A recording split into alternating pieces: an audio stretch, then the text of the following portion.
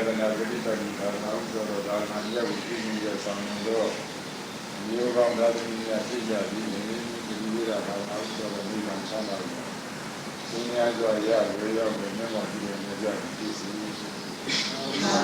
Bhante Ashindya Amabali Tisarana Saha Adina Samana Gadam Uposada Silam Dhamma Yasami Anugama Tatawa Silam Vita Nivanti Yutiyampi Amvante Tisarana Saha Adina Samana Gadam Uposada Silam Dhamma Yasami Anugama Tatawa Silam Vita Nivanti Yutiyampi Amvante Tisarana Saha Adina Samana Gadam Uposada Silam Dhamma Yasami Anugama Tatawa Silam Vita Nivanti Bhante Ashindya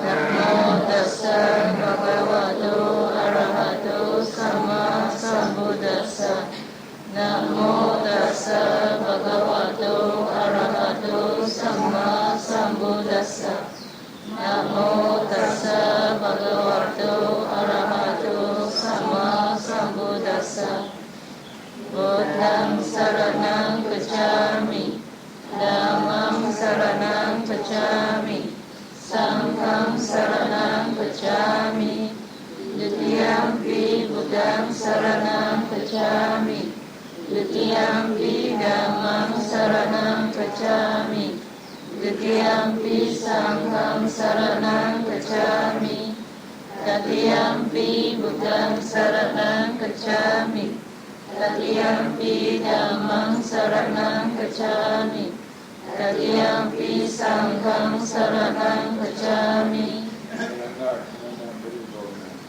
Bhante Ashindya Panatipata Veramani Sikkhapadam Samadhiyami Adena Dana Veramani Sikkhapadam Samadhiyami Abrahmacharya Veramani Sikkhapadam Samadhiyami Musawada Veramani Sikkhapadam Samadhiyami Suramiraya Majapamadatana Veramani Sikkhapadam Samadhiyami Vikala Bhojana Veramani Sikkhapadam Samadhiyami Nacha Jita Vadita Visuka Dasana Malaganda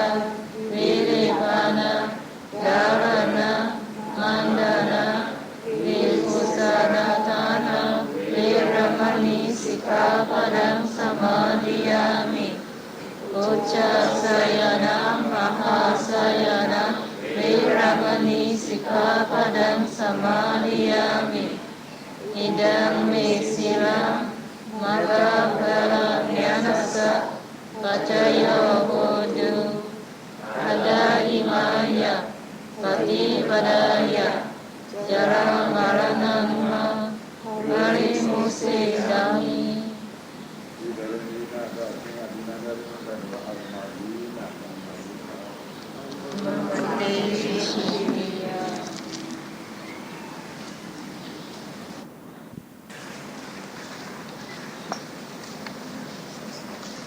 Continuing on yesterday's topic, as Sayadaw has reached on the first basic stage of Vipassana wisdom, that is Nama-Rupa Presida. In this case, Sayadaw says, actually the phrase is Nama Presida and Rupa Presida. But as the precedent is common in both the verse, that he just as a common, he uses as a common nama, rupa, presida. So the meaning is nama means you have known what's the nama or your mind or your mano, or rupa is your body. So when a yogi comes to realize what is mind and what is matter, then he has reached to this first stage of Vipassana wisdom. So whenever the yogi is noting either in falling and rising of his abdomen, at first, before good concentration, the yogi will think that when he or she is noting that either rising or falling of the abdomen, and this the whole phenomenon is just only one thing, because he couldn't see this as a mind and matter. He just sees as just like the other normal people or other common people, as this rising and falling from our body is just only one thing. So, in other words, Sayadaw says he is still within the limit of Jinya. So he haven't seen in Paramatta. So at first, the yogi's mind will be straying. Although he or she is noting on the rising and falling of abdomen, they used to say that their mind has been wandering. They have stray thoughts and so on. So only later, when they have a certain amount of concentration, then they will have, as they have that good concentration, whenever they are noting either on rising and falling or touching, then whenever they are noting, they will be just noting on that sense object only. So whenever they are noting on and on for this rising and falling, either rising or falling, then at one time when they have that good samadhi, they will come to realize that either rising, if you are noting on this rising is your object is one part and the knowing mind is another part. So similarly, when you are noting on the falling of your abdomen, you will note that the falling of your abdomen, the knower and the known object are different. So in this case, Sayadaw says only at that level the yogi is seeing the truth. Before that, they are still, their view is still wrong. So just like if we all have any problem, and if we have to go and ask somebody who can solve it, and if they have solved it and only we come to the true answer, then we will realize we will get the answer of that problem. So, but in this case, we can't go and ask other people for this problem, because Buddha has preached that we are just made up of mind and matter. But before our meditation, or just as in the beginner stage, we still think that we are just, our body is just wholesome of one wholesome of me or you. Just like that, we will think it that way. But only at a later level of meditation with good concentration, we will have to realize that whenever we are noting, we have our noting mind, and this sense object is the another counterpart of your noting mind. So just to realize this, as for the yogis, as Buddha has preached, we are just made up of mind and matter. As we go on noting and noting, we have to assess ourselves, and we have to ask ourselves within us, so that can we be able to see what is mind and matter, or do we reach to that level of Vipassana wisdom? Is this mind and matter? And if we still see this either rising and falling, or pain, or whatever it is you are noting on, you are touching, and if you still think the same, you are just noting on one thing, as if you are noting on pain, you are noting on rising and falling, only as a one thing, then you are still not reaching that Nama Rupa Presida. So in this case also, if somebody who has reached to that Nama Rupa Presida Jnana, or the first stage of wisdom, Vipassana wisdom, and if we think we are getting it, then that's a false knowledge, because we haven't had our own experience, because we have been listening to other people saying this and this, and we just think it that way. That is not true. We must realize the truth or the nature by ourselves, only with our experience, then only we will reach that Nama Rupa Presida Jnana.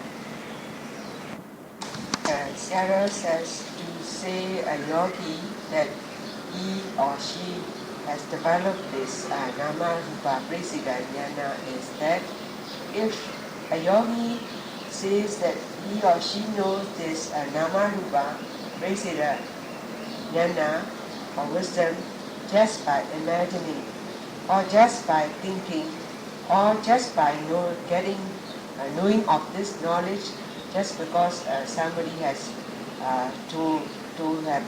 So these are not the true one.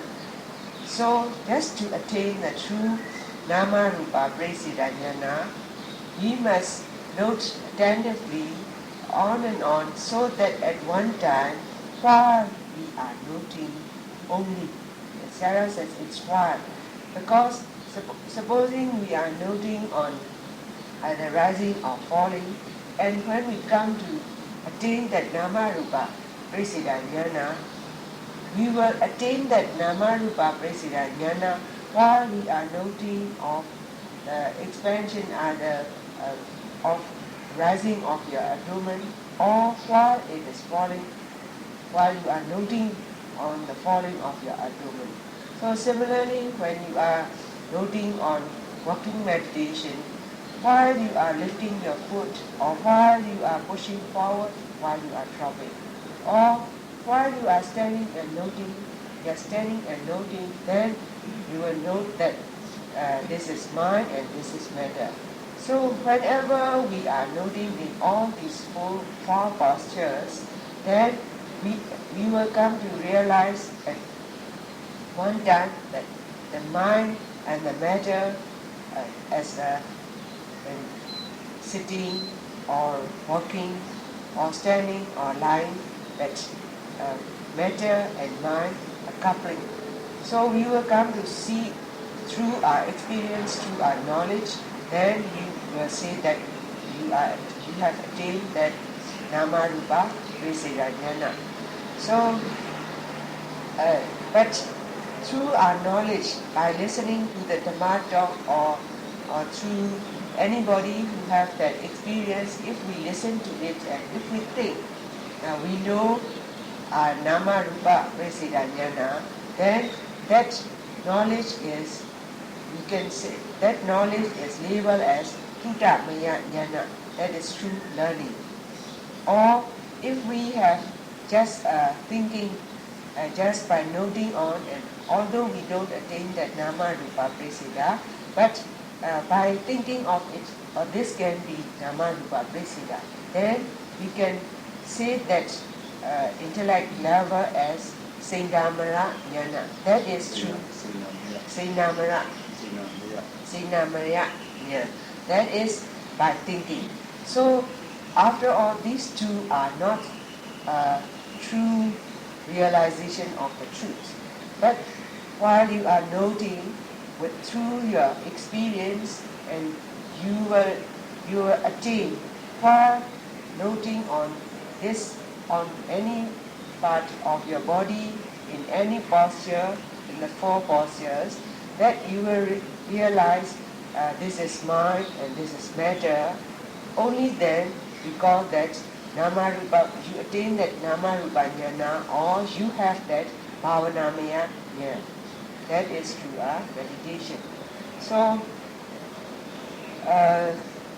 as for the yogis, those from the outsiders, they will come to, if they ask you, have you realized, have you seen that you are just mind and matter, although we can see through our knowledge, and we can't represent them or express them just very vaguely, because we haven't had experience of Nama Rupa Prasida. But as for the yogis, those who have attained this level of Nama Rupa Prasida Jnana or Bhavanamaya Jnana, then he will be able to tell what is what. This is mind and this is matter.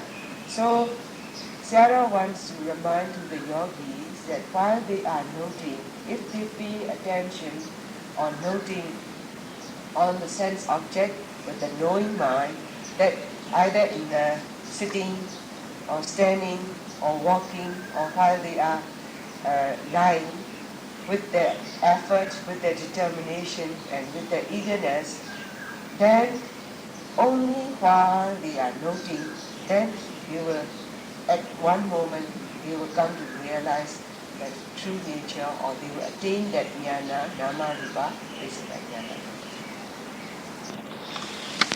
So, if a yogi has attained that Nama Rupa Prasida Jnana, Sayadaw says that yogi has attained the first stage of first Vipassana, wisdom out of the 16 stages in Vipassana wisdom. So, as in the children in the school, after they have passed the primary, they have to proceed to the secondary. So, in this way, the yogi too, after he or she has attained that Nama Rupa Prasida Jnana, at first this Nama Rupa Prasida Jnana is at a very tender stage. It is only then, as the yogi goes on noting continuously, goes on noting and noting, that this Nama Rupa Prasida Jnana becomes mature. So at one time, when it becomes mature, it will sure to reach to the second stage. So this second stage is called Yisya Parekha Jnana, which means, Yisya means cause. Parekha means because of that cause you have storage. So to reach that Yisya Parekha Jnana, what the yogi is going to realize is, this is the cause, and on account of this cause, this is the effect. So when we are noting either on rising and falling, so at first, although we know that this is rising and falling and the noting mind, but at later, as with that first stage of knowledge of Vipassana wisdom, that go on noting and noting, because there is a cause to expand or rising of your abdomen. On account of that, from our knowing mind, we know that this is arising.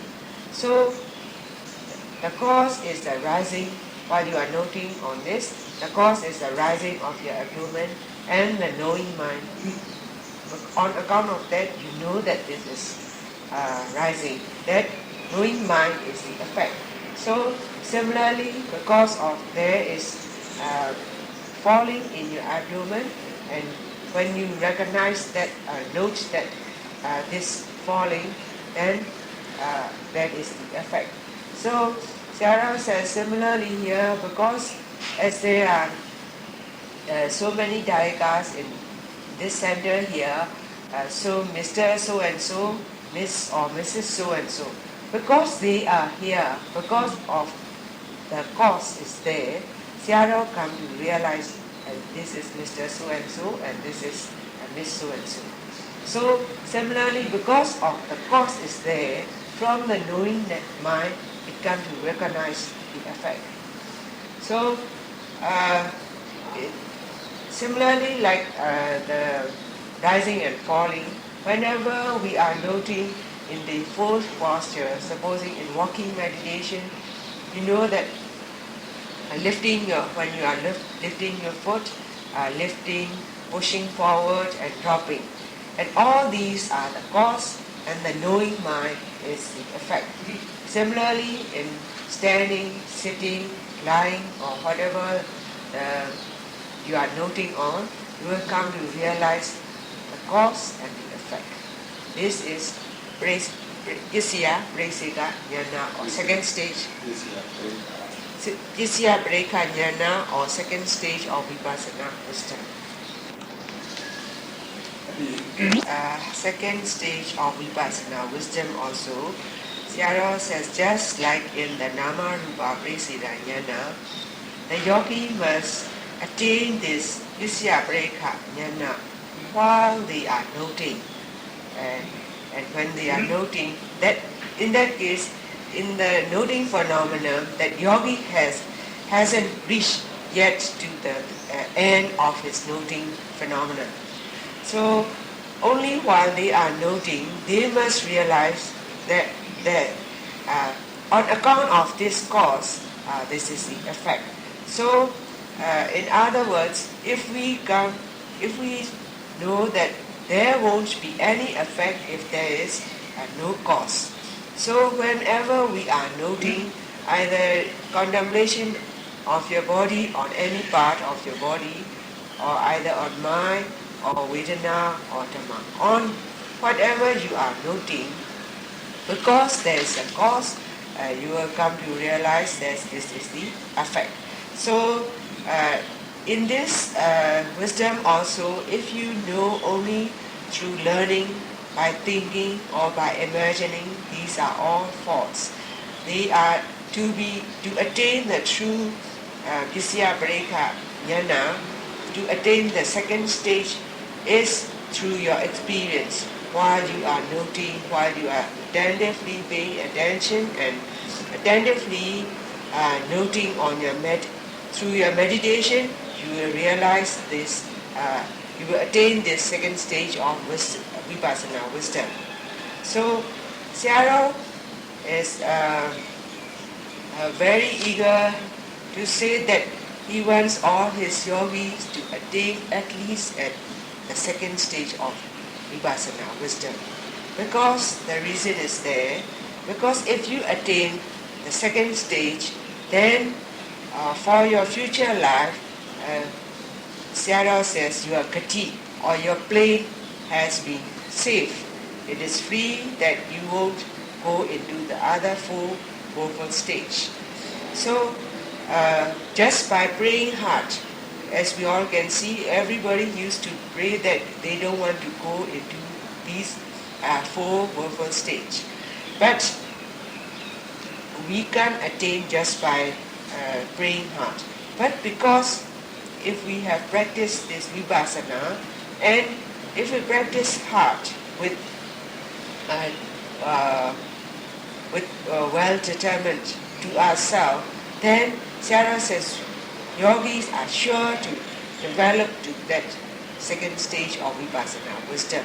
Although they can't reach to the upper level of Vipassana wisdom, at least Sayadaw wants our yogis to attain this second stage of Vipassana wisdom. Because if that yogi attain that second level of Vipassana wisdom, according to the Visuddhi Magga, this yogi can be labeled as a Sula Sotapan. That is the minor Sotapan is the Sotapan is the streamlined winner. So this you are the minor Sotapan, means you won't, in your future life, you are not going to the hell or to the other three woeful states. So, just by doing this, Sayadaw says, you have been worthy to become a human being in this life. On the topic on second Vipassana wisdom, that is Vidya Breka Jnana. And in that part, that is on account of any cause, there is an effect. So, Sayadaw says in Buddhism, the basic knowledge is on account of any cause, there will always be effect. That's why in Buddhism we say that when you do good deeds, you will have good merits. When you do bad deeds, you will have bad outcome. So similarly, whatever you do, you will have the same results. What that you are doing is a karma. So in Padesattamoppa, that is the cycle of death and rebirth, is the same nature in this nature of cause and effect. So whenever we are noting, Sayadaw says, when we are noting on this, supposing noting on rising and falling of your abdomen, because of there is a rising phenomenon, you know it is rising. So the rising phenomenon is the cause. When you recognize to that, when you come to note on it, when you recognize to that of rising, either or falling, that is the effect. So in this case, whenever we are noting either rising or falling, because of the rising, on account of that matter, we come to realize from our mind that this is rising. So similarly, when we are noting on that, we are noting on falling. And if that abdomen is falling, on account of that matter phenomenon that is falling, on as we are noting, and we come to realize this is falling. So, on account of matter is the cause, we come to realize from our mind is the effect. So similarly, when we have lifting our foot, pushing forward and then dropping, then on account of this, this matter, we come to realize from our mind, this is lifting, pushing, or dropping. On account of that matter, phenomenon that is doing, we come to realize from our mind. So, on account of that matter, we come to realize from our mind is the effect. So, there's another, Sarah wants to elaborate there are cause and effect can be vice versa. So, on account of mind, there can be the effect on matter. So, supposing if we have to note our mind to before we lift off our feet. So, before we have lift off our feet, we have the intention of lifting our feet. Then we note that intention, and then we just go on noting the lifting of our feet. So, on account of that intention, and afterwards, although I say it's in a long time, but it instantly happens that your matter has already lifted up. So, in that case, on account of that mind is the cause, your lifting up of your matter is the effect. So similarly, when you are pushing forward your foot, before you are pushing forward, you have the intention of pushing forward your foot, And then when you have the intention, then on account of that cause, there is a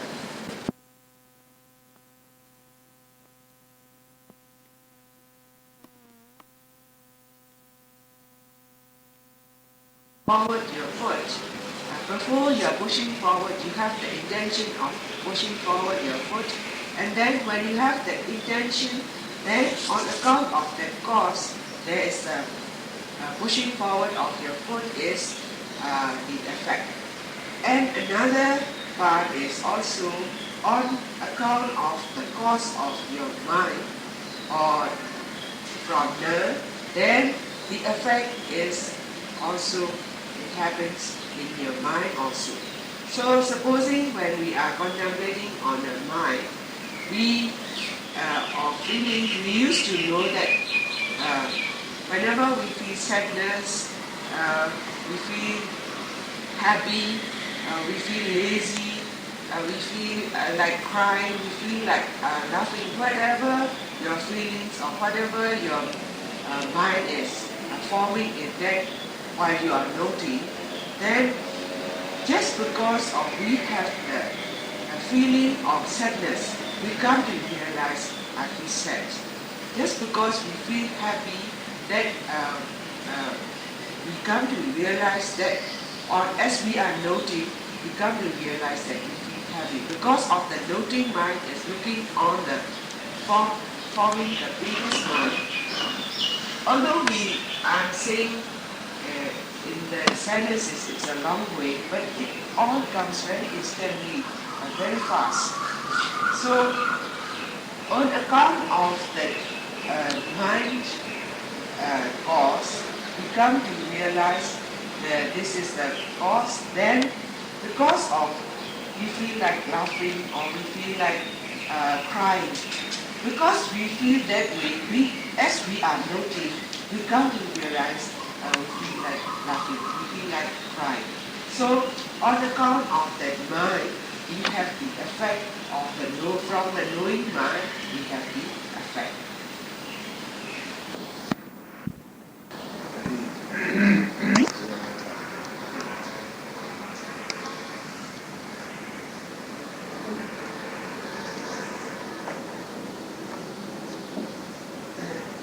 Now, as Sayadaw has explained about that cause and effect, on account of that mind, we have the effect on the mind. On account of the cause in our matter, we have the effect in the mind. On account of the cause in the mind, the effect is in the matter. So in 3 times, Sayadaw has, and he wants to, or Sayadaw also wants to elaborate on this, that because supposing he wants to bend our head, because we have the intention of bending our head, then as soon as we have that intention, and instantly there is a matter which arrives, which make up to bend. That is the effect. On account of your cause is your mind, and then your matter is the effect. So similarly, whenever you want to stand up from the sitting position, at first your intention from your mind, and the effect is your matter of standing position. And then from your you want to push your foot forward from the mind, because of the intention, the matter is small, and then proceed. So, in first Vipassana wisdom, that is Nama Rupa Prasiddhanyana. So, Sayadaw says, when can we have the enlightenment of Nama Rupa Prasiddhanyana? So in which part, as Sayadaw has been always teaching us, we have to note from the very beginning till the end without interruption. So in which part, when we can get this Nama Rupa Prasiddhanyana? So Sayadaw says, we can have this nama vipassana jnana only while we are noting on whatever the phenomenon we are noting on it. So whenever Sayadaw says, when we ask to the yogi, although they say they know the beginning to end, but this Dhamma is very practical and realistic that we can bluff. Because if we say so and so, such and such thing, I see this and this. Because if that person, he or that yogi, that doesn't have that experience, then he can't probably A to Z. But if he or she has that true experience, he can tell that's 1, 2, 3, 4. So Sayadaw says, in this number 1, Nama Rupa Jnana, we will develop this jnana while we are noting. Supposing we are noting on the rising of abdomen or falling. So from at first, our yogis, they don't see, they don't know, they can't see clearly from in the beginning and the end part. But in this case, they will see clearly in the middle part. So to develop this nama and vipassana jnana, they used to develop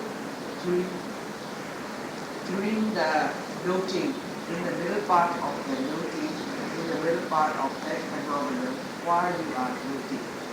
So, and that nama vipassana jnana, as it becomes mature, at one time we will develop this Isyabrika or second stage of Vipassana wisdom.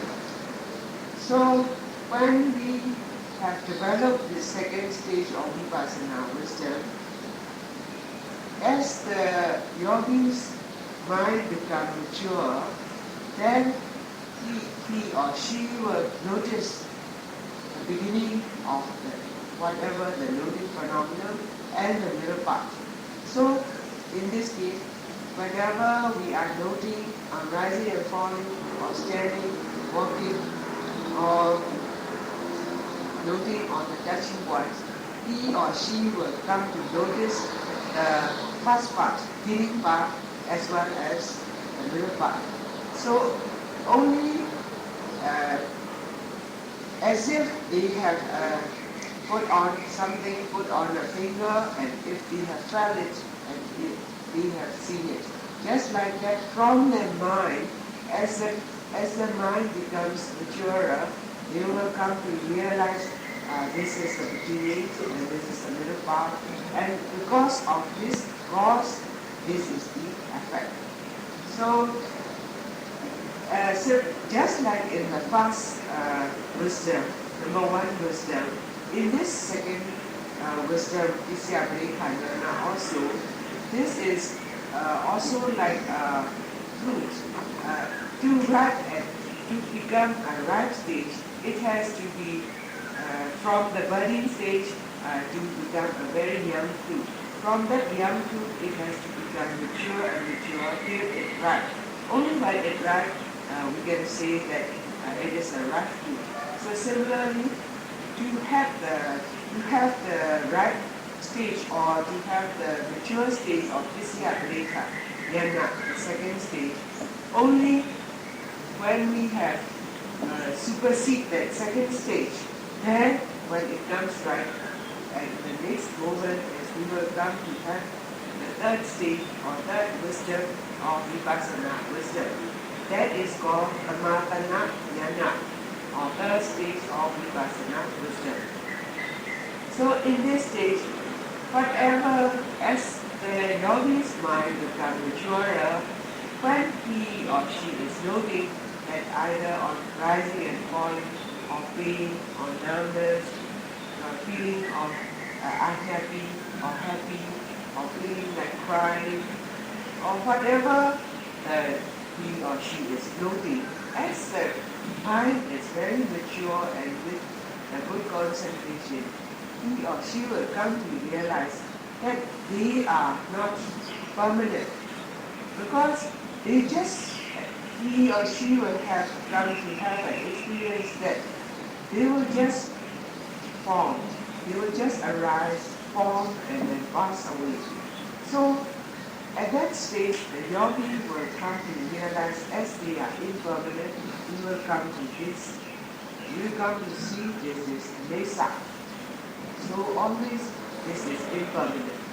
So as these are arising and forming and passing away, and this begun to, and though none of the Creator can do these things, all these natural conditioned things, they just arise, they just form, and then they just pass away as it is. So, as we can control them, and as they have been forming and passing away of this, all these natural phenomena, how can Sarah says, how can these be a good thing? Only a thing either material or immaterial, only when they are permanent, then you can say this is good.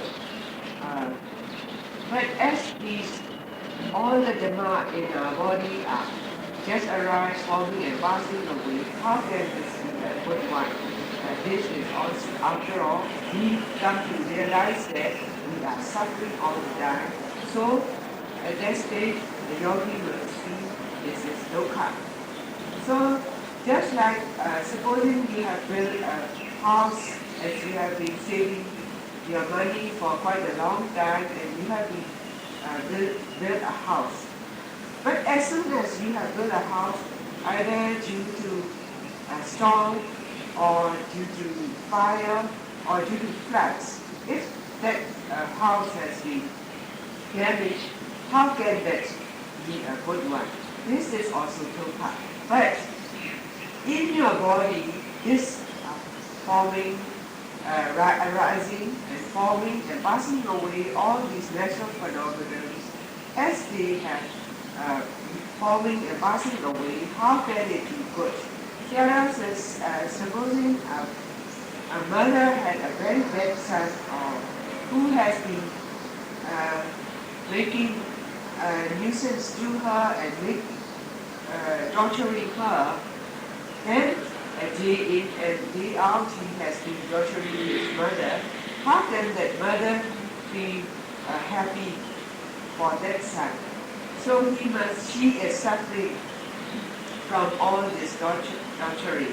So even then, Sarah says, even that bad son is, maybe sometimes he may have a good attitude, then she will escape from his torturing for some time.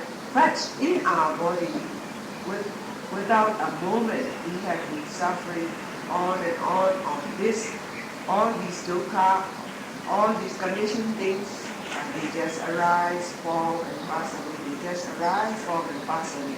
Non-stop in our body, it has been forming and passing away. So then we come to realize this is dukkha. So, and as the Kamatana Jnana of that state of wisdom, as it goes on maturing, we will come to realize another point is that as these conditioned things do, although we doesn't want to happen that, we can't control them, we can't control them to although we doesn't, supposing we have that pleasurable feeling and we doesn't want these feelings to be passed away, but we can't control them, we can't catch them, they will just pass away as it is. And supposing we have to suffer pain, we doesn't want to suffer that pain, all these discomforts, but they will just arise, although we doesn't want to face all these experiences. So all these are, we can't govern all these dhamma in our body. So at one time we will come to realize these are all anatta, or not oneself. So in the third stage we will come to see this anesa and dukkha and anatta. That is the third stage of Vipassana wisdom. We'll have that insight, enlightenment in the middle of this looking looking at the phenomena. And in the second stage, with Krisya Padekanyana, the yogi will notice the beginning part as well as the middle part while he attain that second stage of wisdom. In this third part of third stage of Vipassana wisdom, yogi will be able to see the beginning, the middle part, and then the end. So all phenomena from the beginning to end, you will be able to see all these things, all these natural phenomena. So, Sayadaw wants to remind to our yogi is that when the yogi reached to this number 3 stage or third stage of Vipassana wisdom, they used to develop a very uneasiness or very discomfort condition. They will have pain. That pain will be very severe. Sometimes those uneasiness were so much so that they just feel like they were going to die on the spot. Or sometimes they think that they can't overcome that pain or any discomfort, so that sometimes they just drop off from that and they won't to overcome all this pain and discomfort.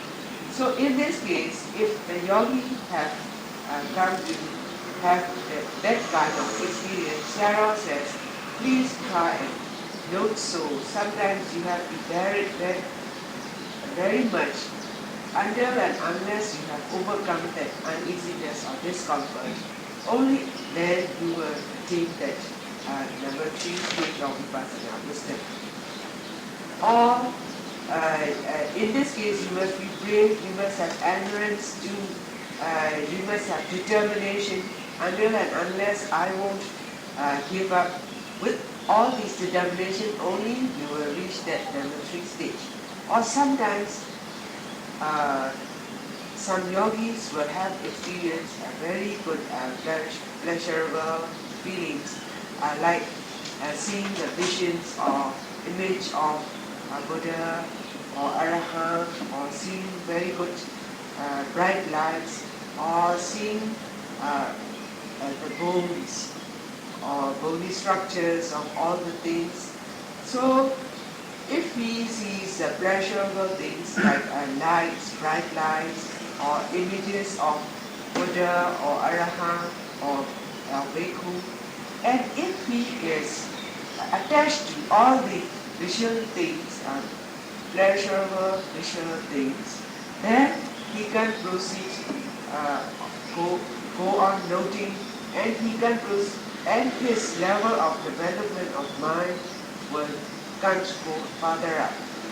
So in this case, as when Sayadaw was preaching to us about Asimi Sobama Sutta, then he mentioned as the fourth strand, that is the Nani Raga. So this he was preaching on that sutta, there is Nani Raga, that is the fourth strand.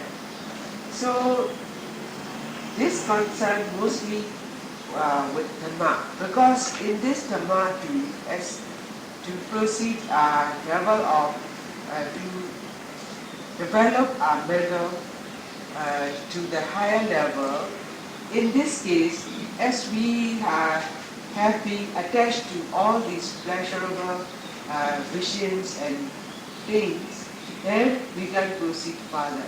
So Sayadaw wants to remind us, whatever we are experiencing, whether good ones or bad ones, you just have to bear it and note it. As you go on noting, then you will come to the higher level of Vipassana. Or the subject, as we were on Tamatana Jnana, that is the third stage of Vipassana wisdom. So in this third stage, you will come to realize that we are just Nesa, Dukkha, and Anatta, all impermanent, unsatisfactoriness, and unsubstantiality. So, as in number 1 stage of Vipassana wisdom, or Nama Rupa Dhyana, at that stage, we will have that first stage of wisdom only in the middle part of the phenomenon while we are noting. And in the second stage of Dhyana, we will, as mind become more mature, you will be able to see the beginning of this sense as well as the middle part. So only after when we reach to this Dhammatana Jnana or third stage of wisdom, we will come to see the sense object from the beginning, in the middle part, and also the end part.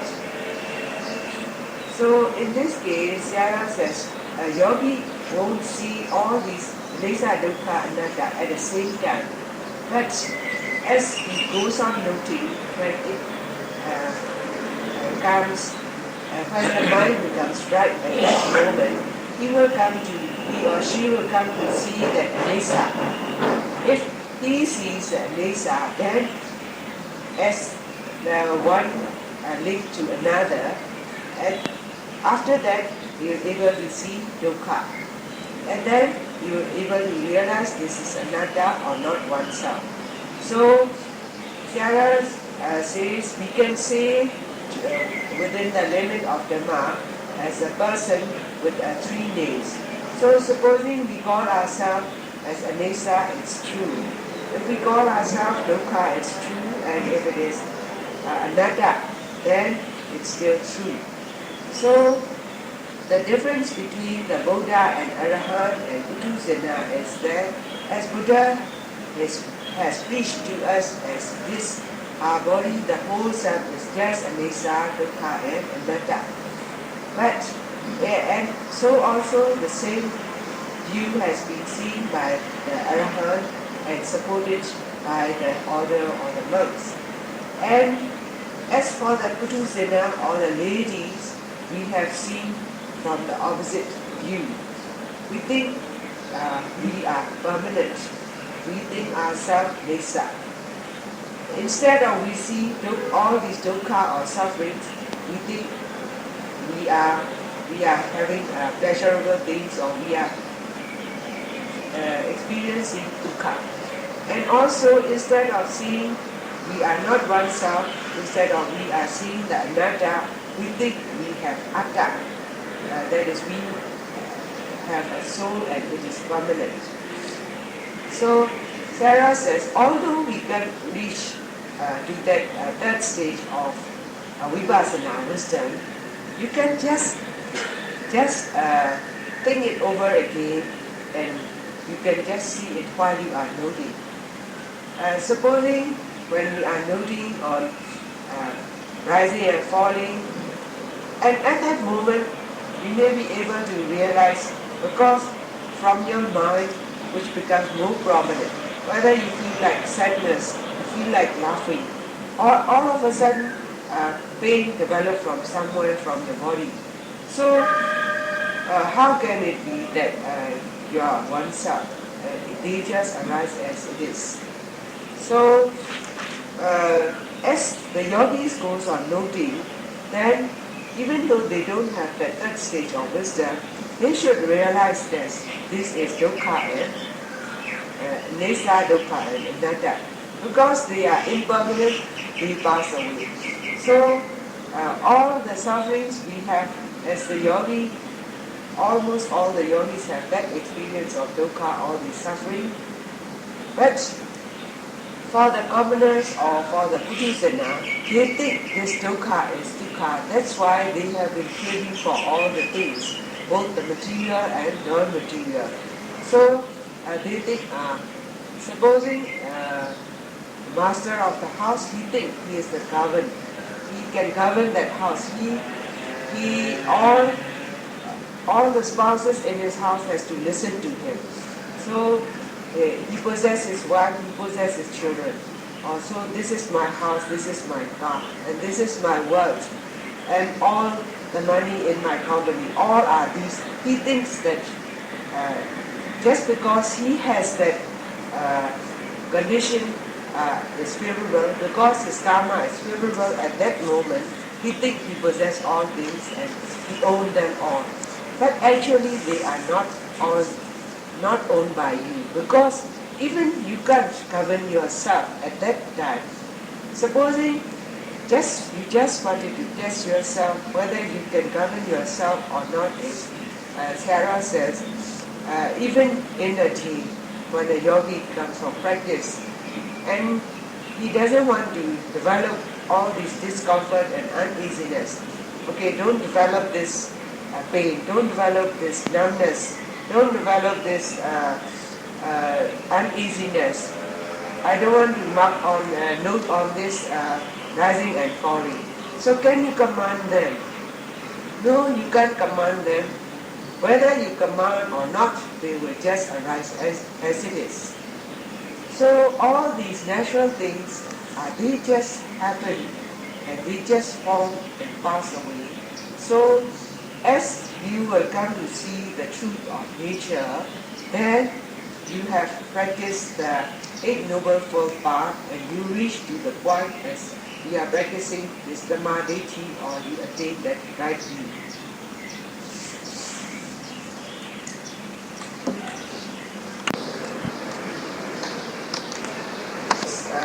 Dhammadana, or that state of Vipassana wisdom, as Sayadaw has already said yesterday also, that the yogi may have that experience of pleasurable things, like he will see bright lights, pagodas, or image of Buddha in the park, or image of Buddha, or bhikkhu.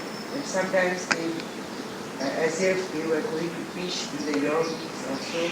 So in this case, as they have the experience of pleasurable ones, they, at this stage, most of the yogis, they have delayed in that stage to progress or the further, to attain the further wisdom. And so also sometimes the yogis may have very unpleasant feeling or vedana. Some are so severe that sometimes they just want to drop off from that stage, and most of them need to go back from that stage. So in this, when the yogi have come to that stage of Vipassana wisdom, the Kammatthana Sariya or the instructor has to know that they are in this stage, and they have to encourage these yogis. So whatever their finding is, they have to carry on noting. So sometimes when they are going on noting, they say that they can't note very well. They can, after one or two notes, all fade out. Or sometimes after noting for a few moments, the noting becomes with a very wide gap, so that they say that they can't note very well. So in this case, we must also bear in mind that to realize the Anesa, Dukkha, Anatta genuinely, there is no other way. We just have to continue on noting or meditation. So Sayadaw has says there are so many people. There are different kinds of methods of meditation, or they have, because they think this Anesa, Dukkha, and Anatta, some believe the false one, supposing from learning, or and they think this is Anesa. But Sayadaw says this kind of Anesa is still Kinya, in the Kinya category.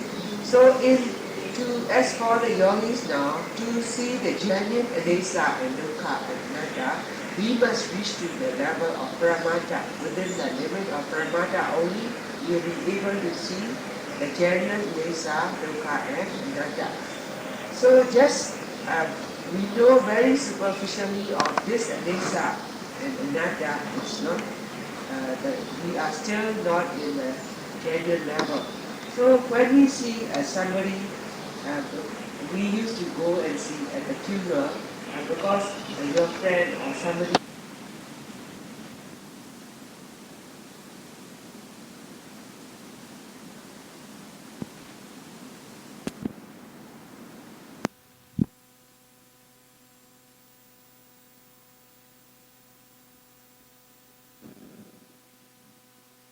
broken, supposing you see a glass has broken or your plate has broken, and you will say, oh, these are not permanent, they are nature. So they will just, it's their nature, they just broken down. So that too is still, we are in the linear. That anesa and dukkha are still false anesa and dukkha. We are not seeing through our mind. We still don't attain genuine anesa, dukkha, and anatta. So, just to make our mind more clearer, Sayadaw says when he was 14 years old as a novice and when he went for a bigger father, in front of him there were two men talking just between them. So they were also discussing about this Nesa, Dukkha, and Anatta. So one was speaking and one was listening very attentively. So the one person said, you must realize this Nesa as now I am standing. Now after that I lift up my feet and then I step forward. And now both of my feet were now in front. Now in that previous day they were not there. So this is Anesa. So you better bear in your mind till you die. So the other person who was thinking that is a genuine Anesa. So Sayadaw says, only he too, he doesn't know at that time when he was very young, he doesn't know which is the genuine Anesa and false Anesa.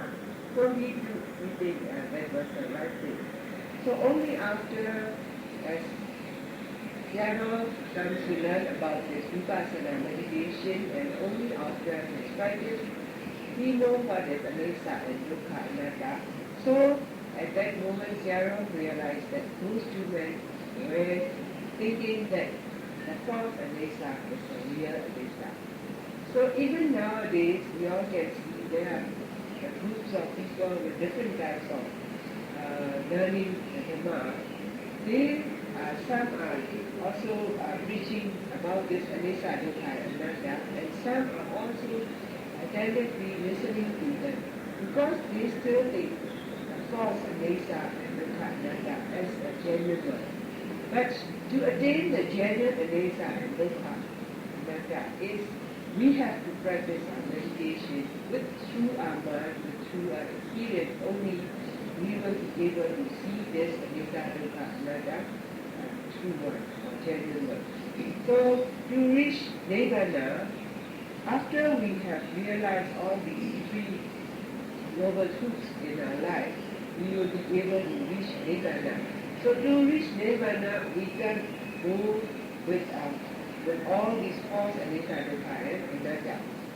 So in our life, we may have forgery of the signature and false tickets and all. We can do these things, or sometimes these swindlers, they won't even recognize by the concerned people that they will go out with all these forgeries. But to attain Nibbana, if we want to attain the real Nibbana, we must go through with the genuine Anesa, Dukkha, and Anatta. So to attain that genuine Anesa, Dukkha, and Anatta is we have to strive ourselves with our own mind, with our own experience only, we will be able to see this truth Anesa, Dukkha, and Anatta. အရာကမ္မထန်ကြီးက as long as they don't attain that genuine or paramata Anesa, Dukkha, Anatta, we will be still in this senior Sayadaw method. So whenever we are still in that inner Sayadaw method, we still don't know what is the meaning of Paramada Sayadaw method. So as we don't realize the truth, we don't know which is genuine, which is true, and which is false. So just to remind again, Sarah says he has told about this story before, but for me it's the first time. And Sarah wants to remind to the yogis also, because we say that it's a meditation, the same thing from the Mahasi, because as you all know, in Burma, Mahasi is one of the most famous meditation center, and the name is also a very famous one. So when Sayadaw was ordered to go and set up a center near Vilna, which was his Buddhist birthplace, about 18 miles away from Vilna, he has to set up a center, and there were 3 men, 3 Dayaka. They came for meditation. So at that time, Sayadaw has asked them, because Sayadaw wants to know whenever a new yogi comes in, he has to inquire about it, whether they have any experience about meditation or what type of method they adopt. So after inquiring that they said they have adopted Mahasi method. So as he goes on noting, after about 50 minutes of meditation and sitting meditation, they used to lie down. They just not lie down very smoothly, they just bang on the floor. So as they goes on doing all this off and on for about 15 minutes, half an hour, and so, the other yogis became disturbed. So they go and tell Sayadaw that these 3 men, they didn't know what they were doing, because as they goes on noting, and after some time they have developed a good samadhi or good concentration, as these 3 men were lying down on the floor making such noises, so they have disturbed their concentration. So Sayadaw has to call them up and to inquire again. So they said they have practiced the Mahasi method.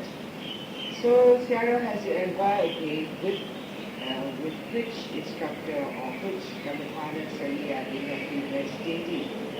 So at last, when Sayadaw comes to realize that they have been taking meditation that although they say it's a Mahasi method, that the instructor is just a layman. He has practiced by himself. Not only that, he is not a recognized instructor by the center. So he hasn't even been into the Mahasi center in Rangi. So what he has been doing was, he has been reading these Mahasi books, and from this book knowledge, although he haven't has own experience by himself, he has been teaching all these 3 men by reading from the books. So Sayadaw says how they have been meditating when Sayadaw asked them.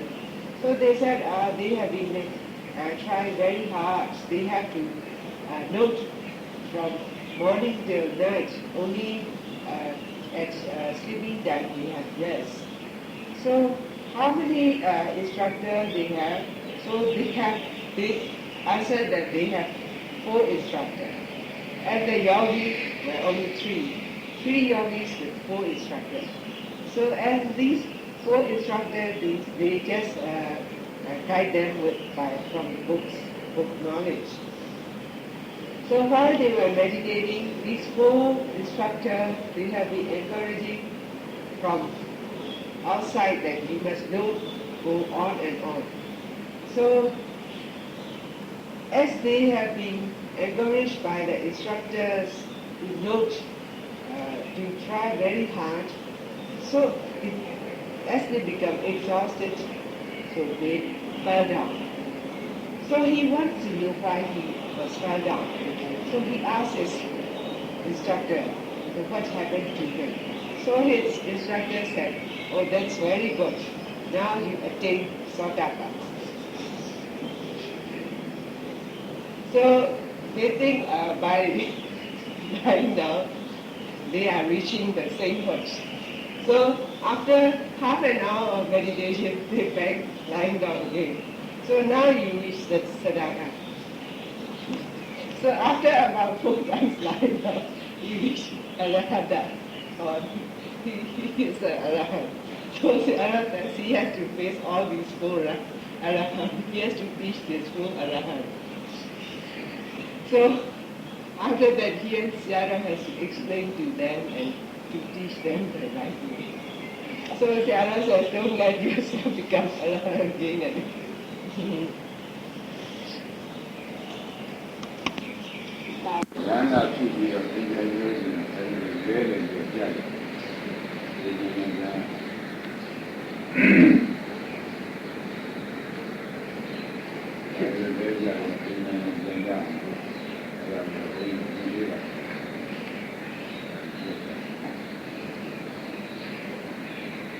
If you want to go back home very early, not before the tea time, Sayadaw says you just can lie down and just think of yourself as a Rahana. Then you can go back.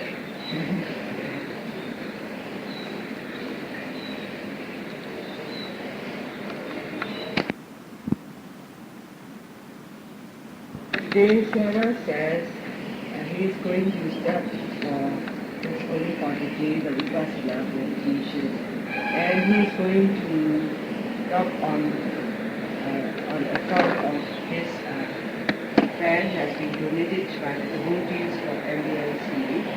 So on account of this dana, he is going to preach on the topic of dana and what are the effects.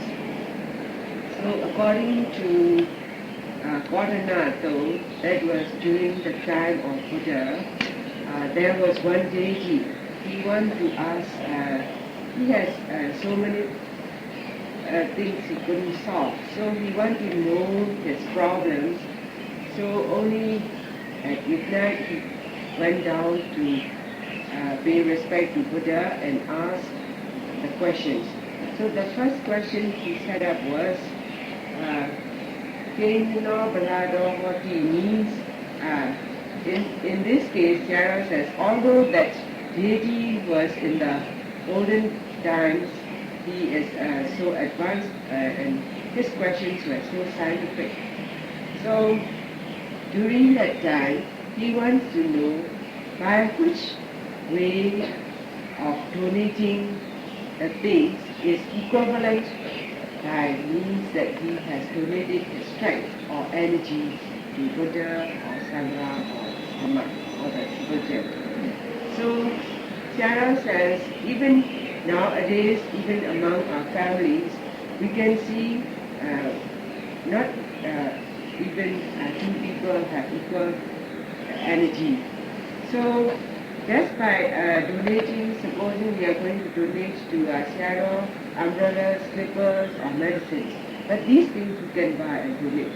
Supposing we want to donate our energy or strength, how can we go and make up in pieces and how can we go and donate while we are alive? So in this case, Sayadaw says, as the deity has asked, even a learned man who couldn't answer at the spot. But as for Buddha, as he possessed Tapimuta he just answered on the spot. That by means of giving, donating or offering your strength or energy means by giving, offering rice and all the any eatable things. Like you all have been donating here, rice, all the curries, all the food, all the fruits, whatever, and it can be eaten. So, just as nowadays, people have to be more energetic, to have more strength, to be more healthy. They have to do such a lot of exercise. They have to take so many medicines by both orally and by injections. So Sarah says he has been treated by giving him so many medicines in form of tablets, in form of liquid. So just without taking all these medicines, by taking orally or by injection, just to be strong enough and more energetic from inborn. You can see in some people from inborn they were very strong and they don't need any medicine at all. So these people you can see that in accordance with Buddhism, during the previous life they must have donated all these eatable things to the Triple Gem.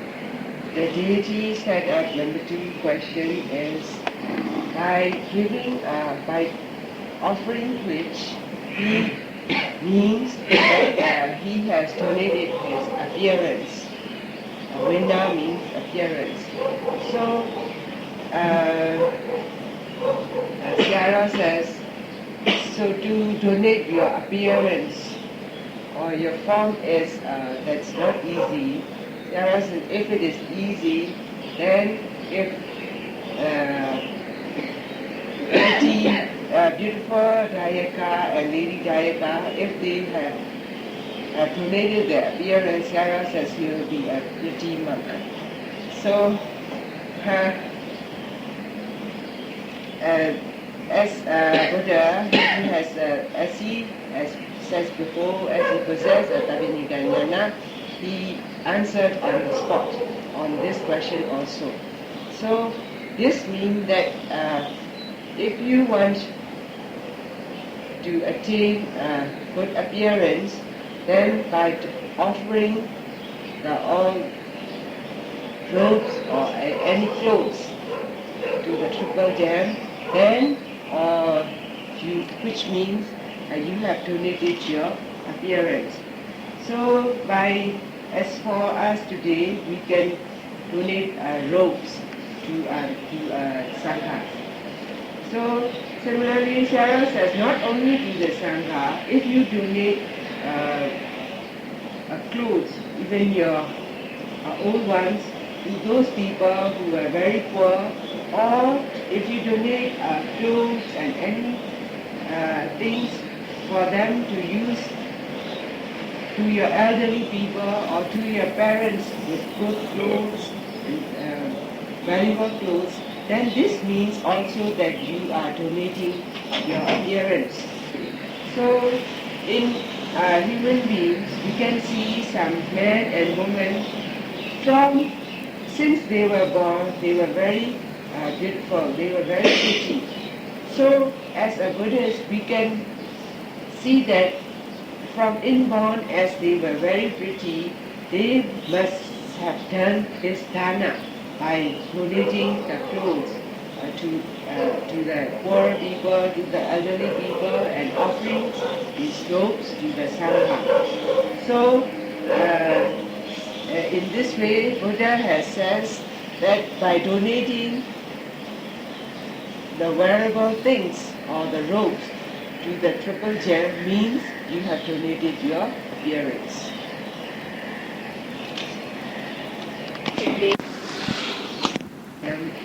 As he was satisfied with the number 2 question, he again asked the number 3 question. In this question, he asked that in which ways by donating or offering things to others by means that which is equivalent as donating his eyes. So in daily life, we can see there are so many blind people, those who have very poor eyesight. So, so while we are alive, Sierra says to donate our eyes is quite impossible. So Sierra says he has been hearing that there are some people after as soon as they die, they have donate. Before that, previously they have arranged that they are going to donate their eyes. So afterwards, when they died, it was taken off and preserved it for to use in the appropriate condition. So even then, Sarah says just to be successful dana it's quite a hardship to have that successful dana. So even then, there are things. Supposing if somebody is in needed emergency for eye grafting, so as soon as the person has died with his eyesight was good, but even then his or her relative who left behind, they doesn't want to let them to take off their eyeballs because they think the dead person will be disfigured. So in this case, even though you need it very urgently, there must be somebody who must be able to donate at that time. So Sarah wants to give an example through his own experience, because Sayadaw has a cousin sister. She lives in a village in a remote area, so she is also quite ignorant about all these advances in medicines. So as she has a very poor eyesight, so she came down to Rangoon, and Sayadaw has advised her to consult an eye specialist. So after consulting with an eye specialist, he advised that if she can change her eyes with a good eye from somebody, then she can have that eyesight as normal as others. So Sayadaw and all the others have arranged and put her in as an inpatient in the eye unit. So as they have been advised by the eye specialist to wait as when there is somebody to donate for the eyes for the Sayadaw's cousin sister. So she has been staying as an inpatient for about nearly 2 months. So only after 2 months, now they have the chance. There is somebody to donate the eye for her. But even at that moment, Sayadaw's cousin sister, when she come to realize that this eye has to be taken off from the dead body, so she was very scared and she was frightened and she refused to the eye specialist treatment that if she has taken that eye from the dead person, because she has taken that eye, the dead person will be going to be haunted her all along because she has taken his eyes. So only at the last moment she refused and she came back from the eye hospital. So Sayadaw wants to say is that it's a hardship to develop a successful dana. Either the receiving side as well as the donating side must have fulfilled the condition. So just to develop a good eyesight, or by donating a good eyesight means it is, as Buddha has replied, that by donating the light to the Buddha or to all these triple gems mean you have donated your eyes. So Sarah says, although nowadays there are so many forms of lights you can be donated, but during the Buddha's time it was quite difficult. There will be only those fire which is soaked the light to be produced with clothes which are soaked in the sesame oil and all the other different types of oil, and you can donate that form of light. But nowadays there are so many forms of light. Either you can donate in the form of candles, all forms of electronic lights, or kerosene oil. Light can be produced from the kerosene oil, and all the other forms. All these light you can be donated to the hotel, to the triple chair, or in other ways you can donate either to those people who are in need. Supposing you donate spectacles to those poor people, or to those people who are in the old age homes, and if they can't see or read, you can donate spectacles to them. So, which means that you have donated your eyesight.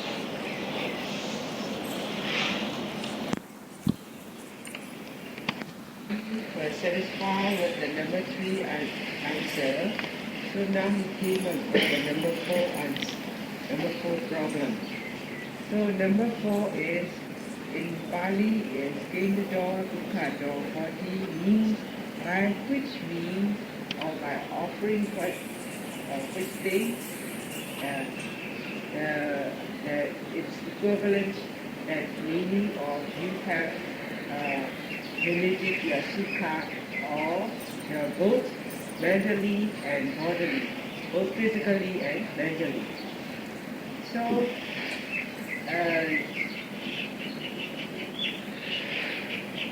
so nowadays, Sayadaw says, we can see in everyday life, everybody has been striving hard from the morning till night. They have to do the work very hard, day after day and night after night. So why are they doing so hard in this life? So we can see that everybody has been striving hard to attain. We want to be happy, both we want to be prosperous, and we want to be wealthy, both mentally and physically. So Sayadaw says, although we are striving so hard, can we have that sukha, or can we be happy both mentally and physically at the same time? So it is quite hard to be prosperous and to attain that sukha both mentally and physically. It's quite hard, because we can see those wealthy people, they possess so many wealth from the business. They possess a very luxurious buildings with a very good, very large compound. They have very beautiful things around them. They have beautiful cars. They have their family. And some even looking from outside, some have to envy and some have to admire their work. But if you look very deeply inside, or if you are one of the intimate friends to them, at one time or another you will come to realize that because of something is wrong, from their mind they don't seem to be happy. Because they have to worry about their business, they have to worry about so many things. There will be so many misfortunes inside those all these wealthy things. So on the other hand, if you look onto the poor people, they have to stay in huts with a very scattered thatch as a roof. But if you look and observe them, they seem to be happy. From the mind they are happy. You can see them whistling along those. You can see to the laborers whistling along, and they'll be singing all day long. But for them, mentally they are happy, but physically or bodily they are not prosperous. So as Sayadaw is very observant, while he was staying in Mandalay, that's in Upper Burma, so while he was taking walking exercise during the morning along the Irrawaddy bank, so at one time he saw a family, sleeping on the sand beach without anything underneath them, and on cover of them is no blankets, just we call here guni, guni bags.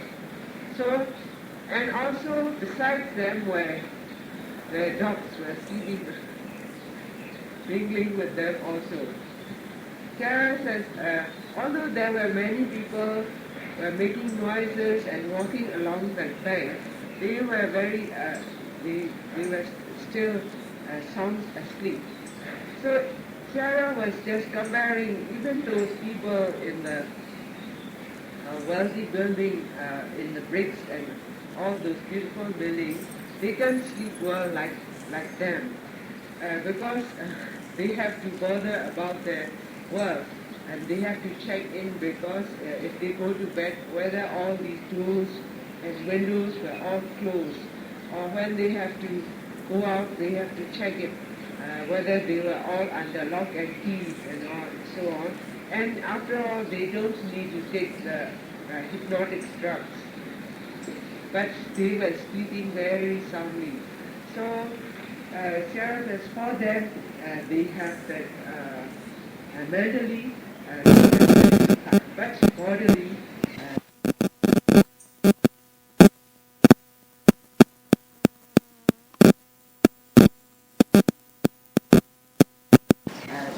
physically they don't have sukha at that time. So even to Sarah said, even if we ask to the tycoons nowadays, so many millionaires, even to them, as they have been, as their aim and object are very high, so to strive hard to fulfill their aim, they have to strive more and more. So they may be there on their way, but they won't fulfill their wishes. So just like that, Sayadaw says, we are just swimming in the ocean of dukkha. So just to attain both sukha, both physically and mentally, what must we do? We can donate all these mobile units. Just like here, Sarah says we can donate, if we can, by bullocks, carts, or by horse carriages and cars, or nowadays they can donate cars. If they are affordable, they can donate ships, aeroplanes. But just for an average people, it's quite hard to donate all these things.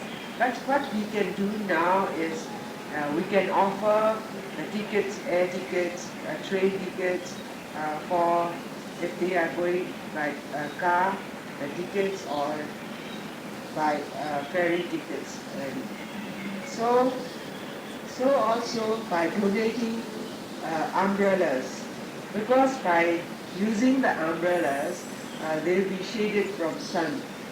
They will be free from rain if they are walking in the rain. So similarly, if we donate slippers, so by wearing shoes or slippers, they don't need to have, they will be free from all the thorns or all the hard rocks or pebbles. And during the rainy season, they won't be, their feet won't be wet. So similarly, if you donate walking stick to the monks as well as to the elderly people, so if these elderly people use these walking stick, by the help of that walking stick, they can get up from the sitting position to the standing position without any difficulty. So by this means, this way of donating means you have donated your sukha. So now as for today, as our devotees have donated a standing fan to the monk, to Sayadaw, so by donating this fan, either by use by hand or like this electric fan, which means that it will be free from mosquitoes and all these flies, and also during the hot season, because of hot warmth around you, the preacher she can't pay attention on his subject. At the same time, those who are listening to, they can't without these fans. Sarah says, you just stop all these fans and just listen. After a time you feel hot and you feel discomfort, so that you can't pay attention to your Dhamma. So also the preacher, Sarah, because his body becomes discomfort, he couldn't preach well as just now. So because on account of the help of this fans, as they are oscillating to make the air around here cool, so all the people inside here, they can listen to the Dhamma very peacefully, and as for the Sayadaw too, he can talk peacefully. So this means that you have donated your sukha. So in your future life, you will attain both sukha in both mentally and physically.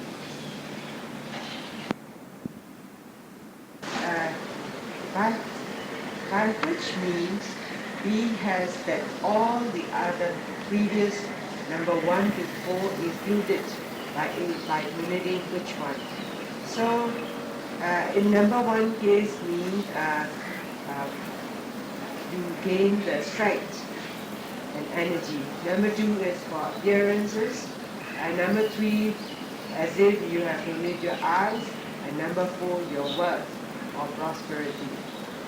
So just to be included all these 4 types by donating or offering only one.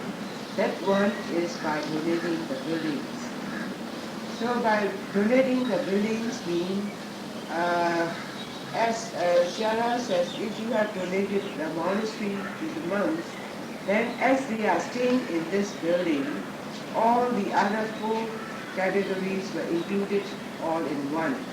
So as they were free from all these weather, sun, hot or rains or cool or whatever it is, and also as they are staying under the roof, in the building, they can stay peacefully both body and mind, and they will have the strength because they don't need to. If supposing a person is standing in the sun for a long time, how can he have a strength than a person who can stay under the roof in the building? So also he will have that good appearance and compared to the person who has been staying in the sun.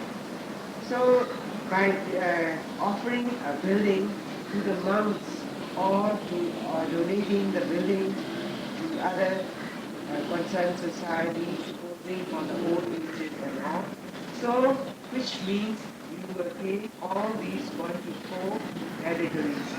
So in this case, just for average people, Sarah says to build up big buildings or even a small building is quite impractical. So just to be practical, we can donate a small amount or to some amount if all the buildings are built up as a monastery or for the old age or for the handicapped. Says as he is going back on coming Saturday, and there's no time, Sayadaw wants to remind to all the yogis for the now and again and maybe for the last time, he wants to remind you all that not only from the Penang, all most of the yogis, they have to come from all the other towns and districts. So as they have been making such an effort to come here to meditate, so Sarah wants them to achieve something. So while they are meditating, Sarah wants them to be punctual.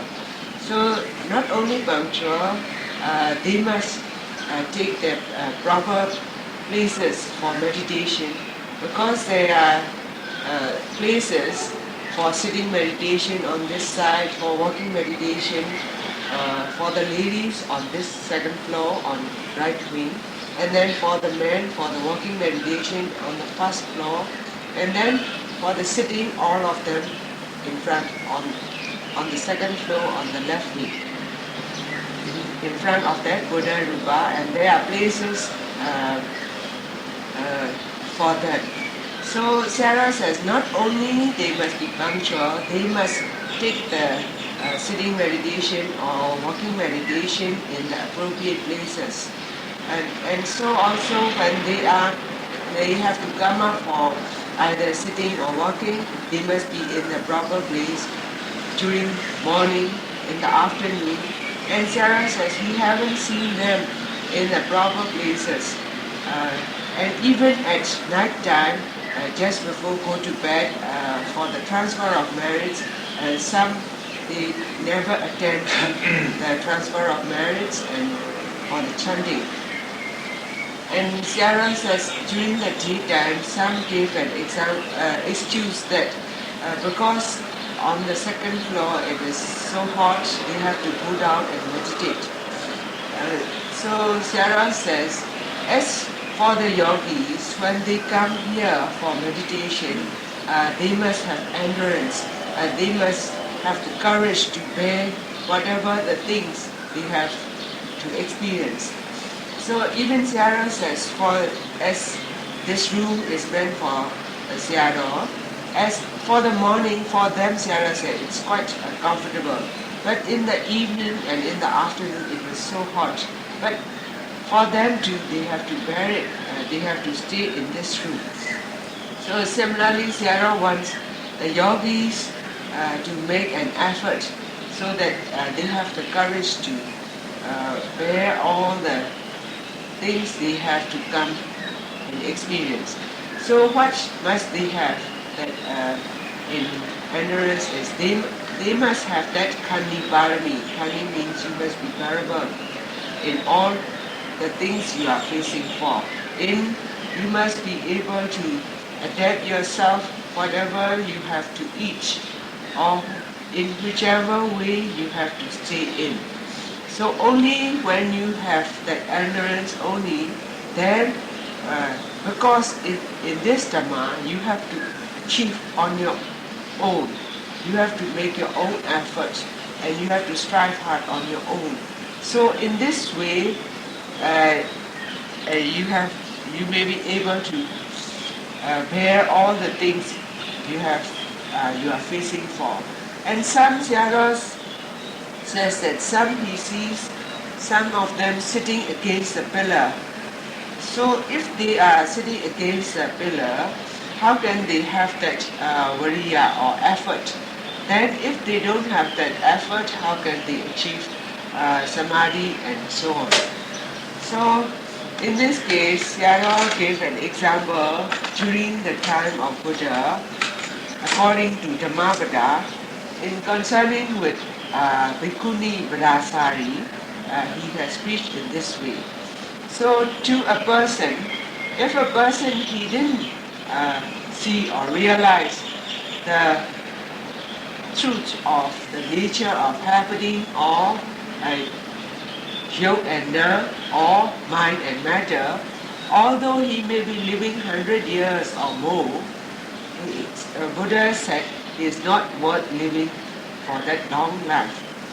But if that person live only for one day or for one morning or for 1 hour, but in accordance with his meditation, if he can see the real or the truth of this mind and matter what's happening, what is the nature of the truth, then it is more worthy to be a human being. So Sarah says in other way, how you may be living, how long you may be living as a human being if you don't see uh, what is mind and what is matter, then it's not worthy to be lived as a human being. But if you see this mind and matter, the true nature of the mind and matter, then it's worth living even though you may live only for 1 hour. Sarah gives an example like our body, like the opium plants. So as for us, it's as you all know, in here they use bhumi. Bhumi means you have your body. Is throughout Dandaya, we have been soaked with all these kilesa or all these defilements or all these impurities throughout Dandaya. So only now, as we all have been here and trying to make a mind culture or trying to make the fruition of this bhavana, so Sarah says we must discard all these kilesa from ourselves and be free from this kilesa bhumi, and then try to cultivate yourself in this bhavana bhumi. In other words, you must be destroy your kilesa in your body, and you must try and cultivate or develop your bhavana bhumi.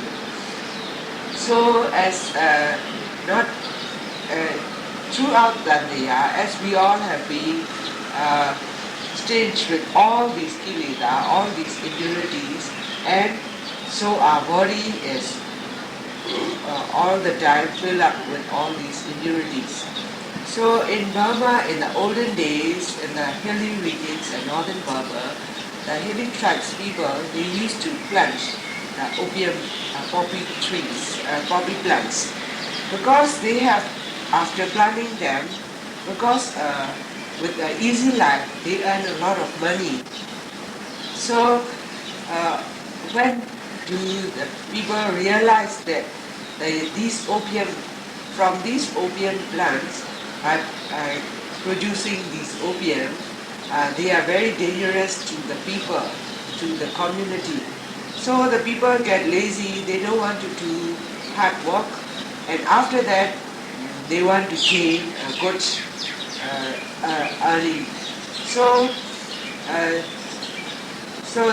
when the government come to realize all these, now they have destroyed all these poppy fields, and instead of those poppy trees, they have coaxed all these people, they have forced them, they must do, and they have to cultivate all the grains, all the beans and all the fruits there, so that the dangerous areas have now become the useful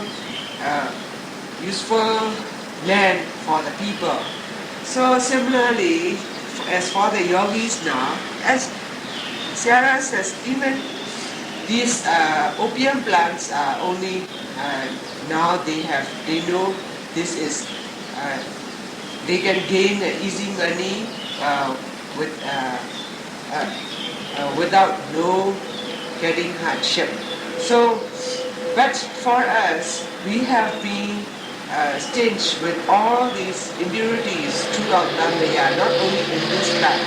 So throughout Dandaya, as we have been soaked with all these kilesa or all these impurities, now is the time only that we must be able to discard them. We must be able to free from them. As soon as all these kilesa, Sarah gave an example like trees or the plants, kilesa or the impurity plants, when they have the tendency to grow in you, you must be able to discard them. You must be able to try yourself to be free from them, so that at one time you will be in this Bhavana Bhumi, and you must have that, you must aim that, you must have that fruition of Mega and Phala.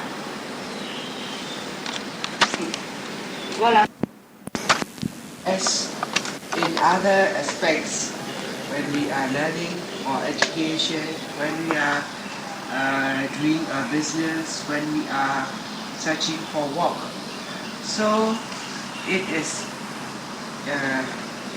more wiser to start in the early stage than when you are old. So similarly, when we are here for searching for Dhamma and we are coming in for meditation, Sayadaw says those who have searched earlier during the young age, it is for them it's praiseworthy. But at the same time, for the elderly people too, they mustn't be disheartened also, because like in any other aspects, if we start earlier in our education, if we start earlier in our business or works, they achieve more profitable things than those who have start later at later stages. Because as for the elderly people, just like the old machine with the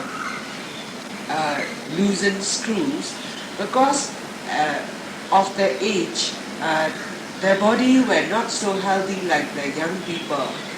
Their mind too were not so active like the young people.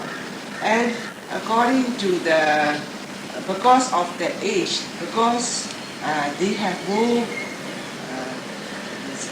geriatric problems than the younger ones, then they have to strive more harder than the younger people. But for the younger ones, as they are in good health, and while they are active, while their mind is more active than the elderly people, they achieve profitable things earlier or easier than the elderly ones. So if the younger ones can attain or achieve jnana or vipassana wisdom within 1 month, the elderly people, they have to strive for maybe 3 or 4 months. So Sayadaw says, as for here, some people used to say, what's the use of go and spending your time while you are young, while you have still time for your happiness or for your fun? Why don't you go and why do you go and sacrifice yourself there just for nothing? This will be your boredom while you are in the young stage. You can enjoy life. But Sayadaw says, although what you think you are enjoying during the younghood is actually when you come in for taking the 8 precepts, when you come in for listening the Dhamma, then they all know that this is not the boredom job. This is, if they take interest, this is also an enjoyable thing to do in our life. So Sayadaw says, whatever you may be doing in life, everyone is not free from all the people. They may be discouraging you, or they may be saying you all the bad things about you. But whatever you may be doing, they will do all these things. They will say all these things. But Sayadaw says, whatever they are saying or criticizing on you it's just their job. It's your, on part of you is what Sayadaw wants to do to you is you have to look after with your mind, mindfulness, both from sense of seeing, hearing, and especially from verbally. And you must control your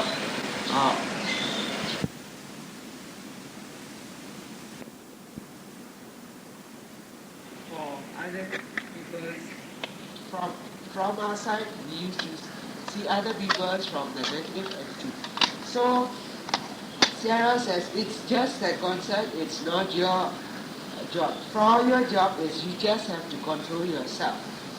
So just like during the time of Buddha, there was a man called Purana. When he went and listened for the Dhamma talk, the first monk gave him a very short Dhamma talk. So he said, this monk was very stingy with his Dhamma talk. He must be a very stingy one. His Dhamma talk is so short. He criticized like that.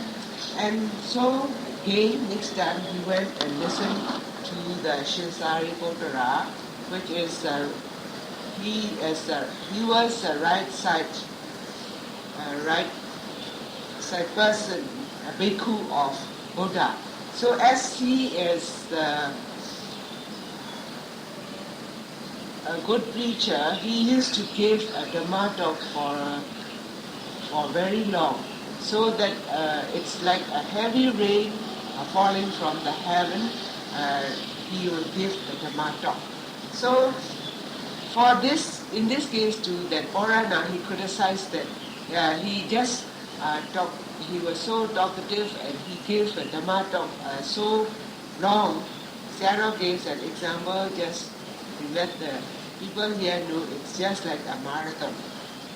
So, and again he went to another person, another monk, and then he listened again. So with this monk, he just talked neither short nor long. So in this case, what he says was, he just preached like a person who has just disobeyed from the monkhood. So Sayadaw says, the person who has just disobeyed from the monkhood, as they don't know what are the manners in the layman, so he has to judge himself so that he won't make mistake. He has to judge himself by saying things just by words. So in this case too, he has criticized like that. So Sayadaw says, nobody is free from all these criticizing things in life. Even to Buddha, who is the only perfect being in this world, even he is not free from all this criticism. So Sayadaw says, in everyday life, as for the yogi, you can control yourself just by whenever you come to see things or hear or from verbally. So if you can control yourself to not to commit all these akusu or bad deeds, then if you mold yourself day by day, then at one time or day after day, you are making yourself more of kusu or good merits. He has been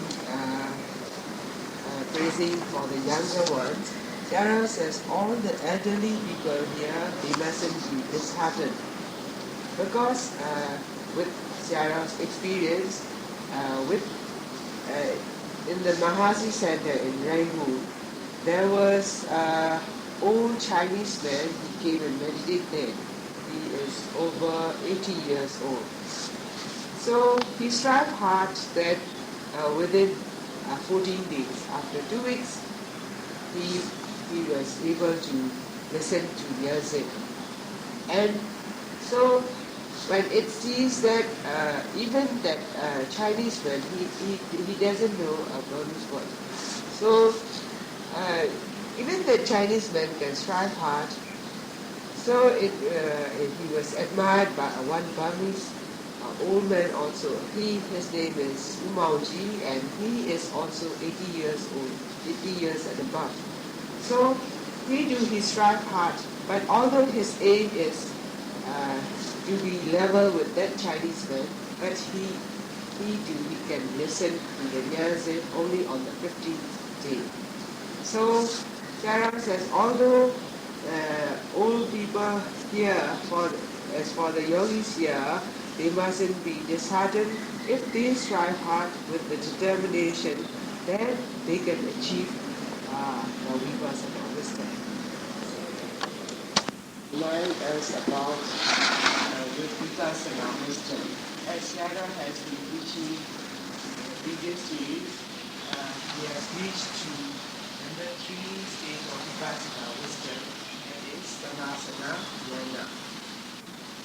As there are 16 stages, number 1 is Nama Rupa Prasida Jnana. When you come to realize this is mind and matter.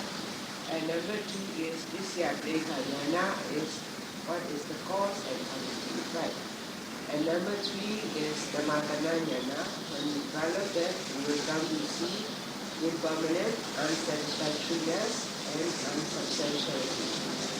So, on account of how to develop, how are we going to attain this wisdom is, Sayadaw says, on account of the basic is only to just mind and matter, or just 5 aggregates. So as we go on noting, from our concept knowledge, it becomes absolute knowledge to ourselves. So just like studying in a school from the primary to secondary to the tertiary, and so on until we become a graduate. So similarly in this, when we develop these wisdom, when we develop first wisdom or Nama Rupa, then a second stage of wisdom has more strength and quality than the first. And similarly, the third has more strength than the second. So whenever we are noting, all these wisdom develops on the basic point is just mind and matter, or just 5 aggregates. So this is mind. When you come to realize this is mind or matter, or in 5 aggregate. After all, these are also mind and matter. So, just like a farmer, to get good fruitation of good grains, he has to plow his land. With the land on it, he has to sow the seeds. So after sowing the seed, the appropriate plants arise. Supposing grapes, barley, or other fruits, bananas, or whatever the fruit plant he has been sowing there, on account of that ground, with the sowing of the seeds, you will have that fruitation. So similarly, on account of this mind and matter, as we go on noting, so we will attain the higher level of Vipassana wisdom. But these, as most of us makes up that they can't jump up from first stage to, we can jump up from third stage or fourth stage at a time. Not even in a school, we may have double promotion or so, but we can't here. So even for the normal average student, supposing when we come to learn a subject, English subject. So to learn an English subject, first of all, when we're a childhood, we have to start learning A, B, C, D, and so on, all together, the 26 alphabets. Only when we are thorough with our alphabets, then we come to learn CAT, cat, RAT, red, and so on. So only when that child, his or her intellect becomes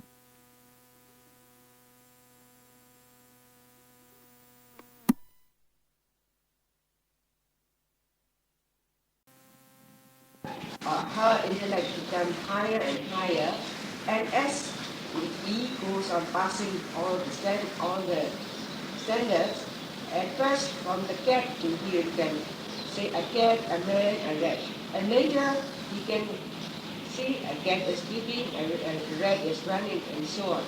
So Sayadaw wants to say is that to develop, supposing we are in the fourth standard or third standard, you can see that a cat is sleeping, a rat is running, a man is sitting, and so on. At that stage, in that standard child, he doesn't need to go on learning all these alphabet as A and B and C. But as he has been learning from the basic A, B, C, to attain that standard, only then, with such a lot of experience and with learning, only he has attained to that standard, so that he can read a sentence like a cat is sleeping, a man is sitting. So, similarly as for the yogis, to develop all these Vipassana wisdom, so we have to learn from the very basic. So Sayadaw says, as for the beginners, they have to learn on supposing a walking meditation, a right foot and left foot. So only on that account, as the yogis go on practicing with good concentration, as concentration becomes more firmer or more strengthened, then the yogi is easier to note, lifting of foot, pushing forward and then dropping. And then later, as it goes on noting, it becomes almost habitual, and he can note all the things within a minute or a second than previously when he was a beginner.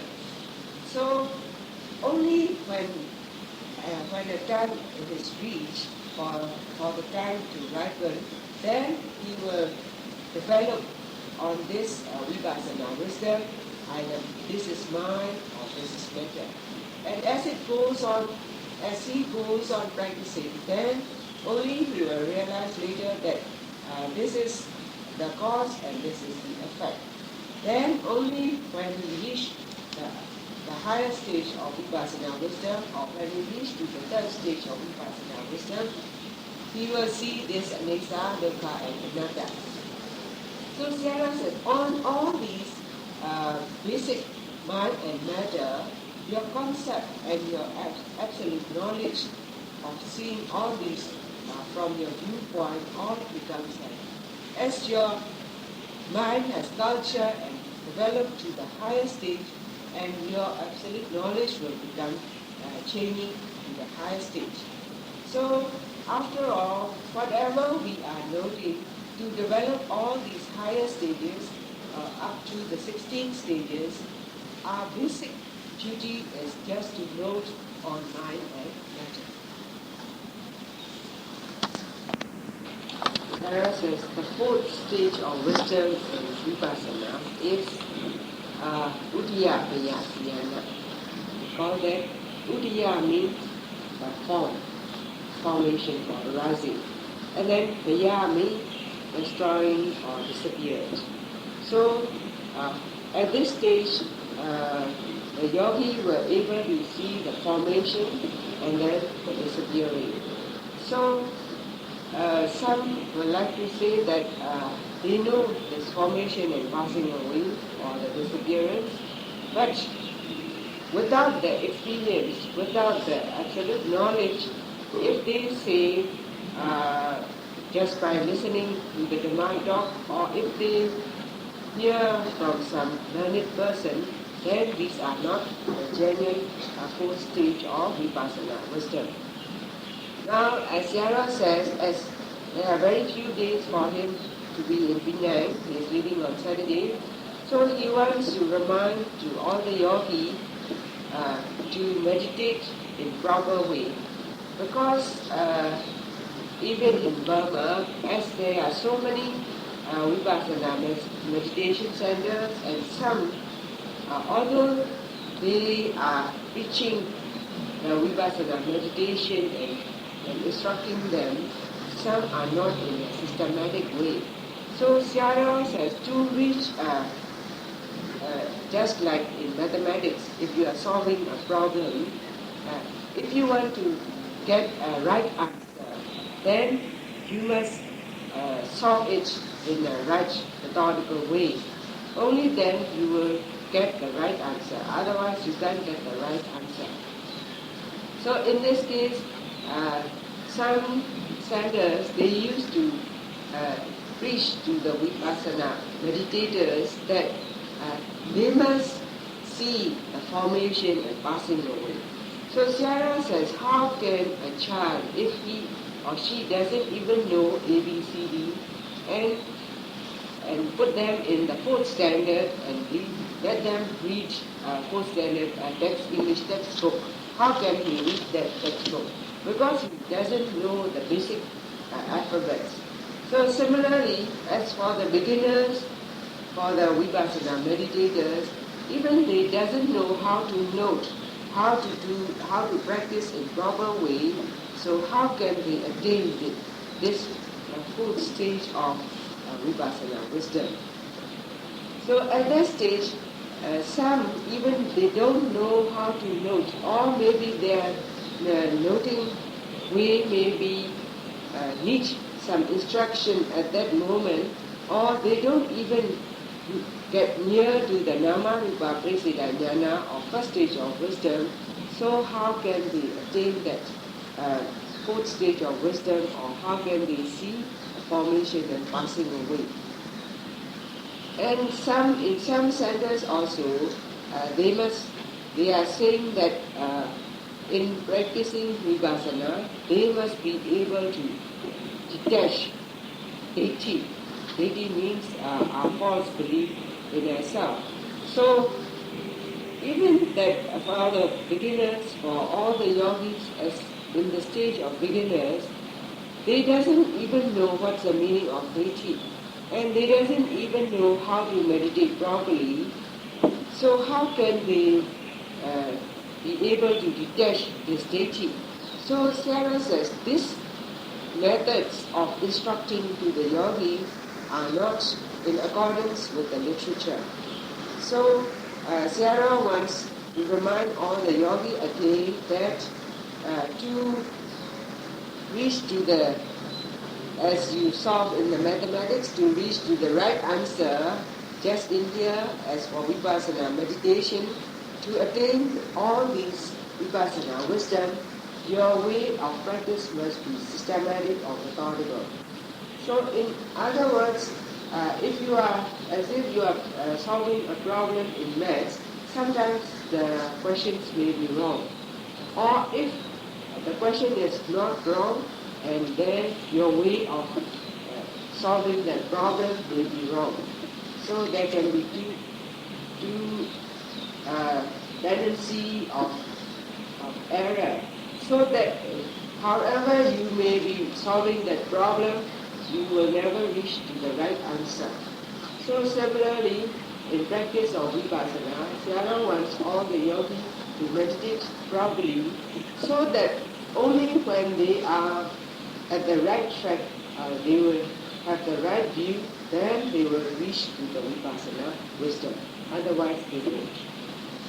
Stage of Vipassana wisdom. As in every stage of wisdom, there are stages of when they are at the beginner stage, and only as they goes on noting, they become mature. So similarly, in the fourth stage of Vipassana wisdom also, only when that yogi attains the Vipassana wisdom, at first, or when that stage of mind is in a tender way, then at first there are 10 points he will face, he or she will face. Number 1 point is he or she will see and so many bright lights. And number 2 is his or her intellectual become very sharp. At that time, the noting mind is very good. And then number 3 is piti. And number 4 is patati or peaceful, that is nature who is peaceful. And number 5 is sukha. Number 6 is sata, or you feel very eager, he wants to go on meditating or volition. And number 7 is viriya or effort. He just wanted to go on noting. And number 8 is mindfulness. He is all the time mindfulness. He has all the sati all the time. And number 9 is just a feeling of indifference. or Ubekha. And number 10 is Vitanji or not exactly glass. He has the attachment on all these feelings. That is Nariyaga in Sayadaw's story. So all together 10 points. In this case, as Sayadaw has said just now, the yogis have attachment on this feeling and his experiences in this Vipassana meditation. So in this fourth stage, the yogi will see very bright light, as some light they were sitting in front of the such lights or the very bright lights from the cars or from any other things. Sometimes they just feel like as if, although they are meditating in the dark room, they feel like they are sitting under the full moon shining. So Sayadaw says to see these lights in each and every stages of Vipassana wisdom, yogi will have the experience of seeing these bright lights.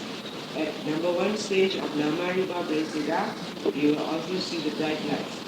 At number 2 and 3 also, you will also see the bright lights. But only at the 4th stage, the lights, the seeing, the visions of all these bright lights are very much brighter than the previous ones. So, and in this stage also, they will also see sometimes Buddha Rupa, sometimes Arahant, and sometimes so many Samuti Sangha. Because Samuti Sangha, so many Sangha will be seen in the yogi's vision.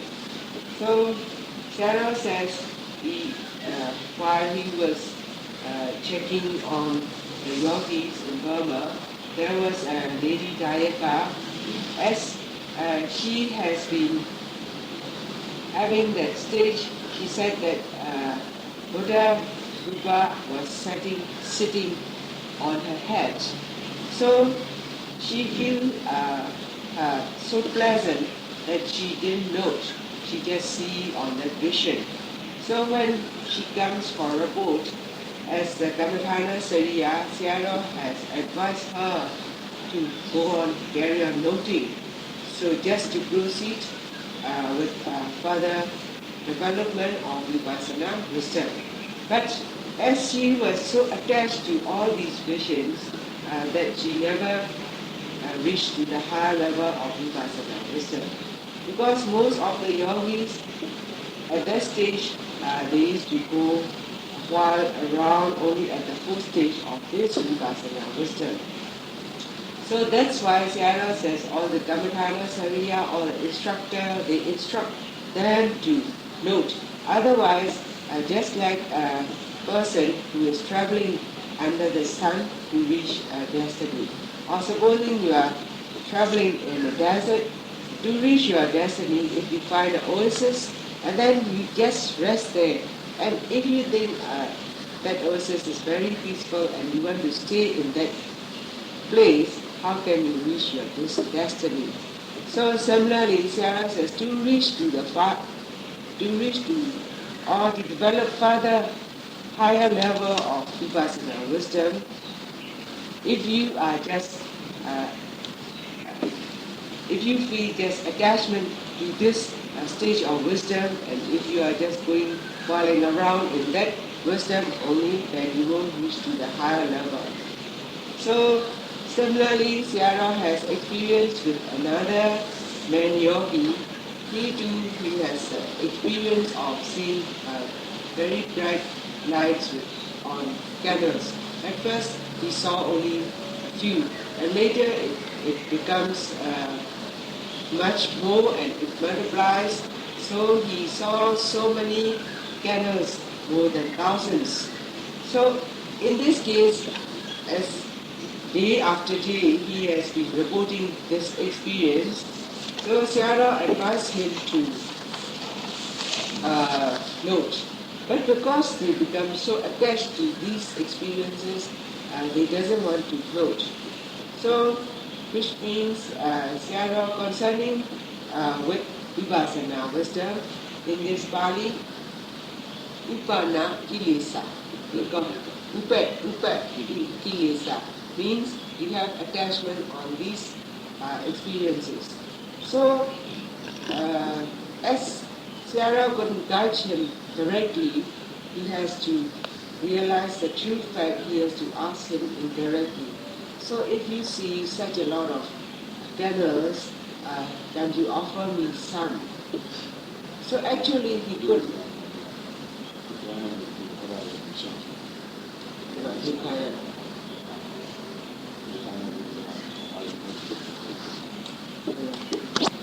To realize the truth, Sayadaw has to ask him indirectly.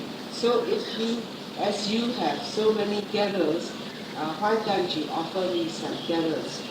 So actually he couldn't do that because these are all afterwards, these are all just the visions. So if he has been so much attached to the visions, only then he realizes the true fact. So similarly, Sayadaw wants to remind to the yogi again that in morning, that is the capital city of Lower Burma, when they were setting up for some meditation center, there was a lady yogi, and she was when at home she was meditating in the mosquito net, which was placed in front of the Buddha's altar. And at the same time, in front of the Buddha statue, she has offered a candlelight. So, although she was in the mosquito net and sitting and she was meditating, so as she goes on meditating in her vision, her eyes were closed and she saw the bright lights. So as she goes on noting, seeing the bright lights, seeing. As he goes on noting, she saw these bright lights become bigger and more brighter, more luminous. But as he goes on noting, it becomes so bright, and later she felt the heat.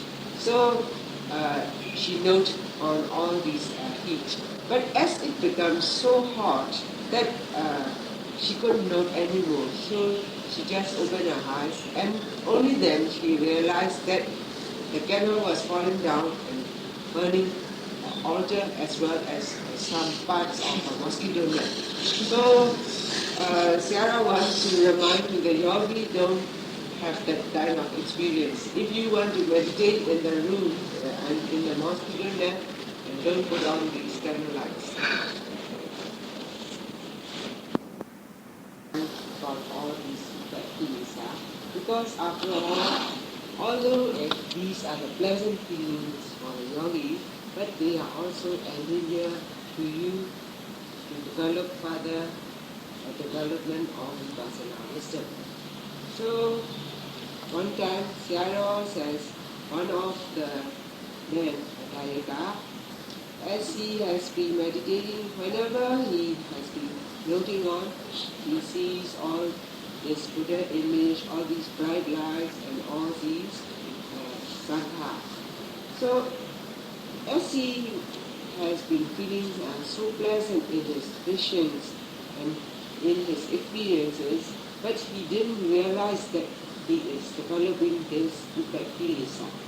But instead he thinks these are all genuine. So at one day, while his wife wants to go and pay respect to the pagodas, so she called him up to go along with her. But he said, you people, you just go along, you have no Buddha, you have no God. In me, I have so many Buddhas inside me, so many Buddha statues in me. So the wife was not satisfied, but she didn't say anything, but she just noted in her mind. So when one time this man, he wasn't feeling very well. So as he got all the aches and pains all over him, he just wanted to have the massage. So he asked his wife to massage on him. So she got the point. Now, so she said, you have got all these Buddha, and all these so many Buddhas in you. I dare not touch you. I dare not massage you. So she replied like that. So after all, these are all upekilita. So Sayadaw wants to remind to the yogis again that although they are the pleasant feelings, these are the dangers for your development of Vipassana wisdom. The first tool of Vipassana wisdom is Vipassana wisdom. That is the forming and passing away of all the natural phenomena. So in this case, as the yogi has strengthened his samadhi and with good concentration, and is also level of development of Vipassana intellect is becoming higher, so that in this case you will only see the beginning and the end part of these natural phenomena. So as Sayadaw has reached in number one stage of Vipassana wisdom, that is Nama-Rupa Brahmajnana, Sayadaw says the yogi will have experience that and lightning of that Vipassana wisdom he or she will experience. And in the second stage, the yogi will have his experience at the beginning and in the middle part of the phenomenon. And in the third stage of Pamatana, you will be able to see from the beginning, the middle part, and then the end part also, that is clearance. So in this fourth stage, as Sayadaw says, because he says that the yogi will see only the past formation and passing away of that natural phenomenon.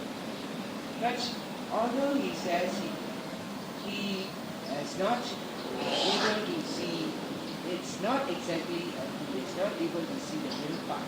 Because wisdom at that level is so sharpened and so fast, just like the experienced students. When supposing who is learning in English, and he at that stage he is able to read the newspapers or the textbooks very thoroughly, then at that stage he doesn't need to read the word form as supposing M-A-N, then he doesn't need to pronounce in that way, A-N-I-M-A, animal. But as soon as he read, he knows this man, animal, newspaper, and so on. So he can read on the sentences as soon as he reads, but he doesn't need to pronounce and he doesn't need to form all these words. But because of his experience, he can read the sentences or all the paragraph thoroughly within a minute or seconds. So similarly in this stage, as for the yogis, as the mental development in Vipassana wisdom is has become higher, that they know the middle part, but they see more prominence and more marked at the beginning and the end. Although they see it in the middle part, it's so fast that as if they haven't seen it in the middle part.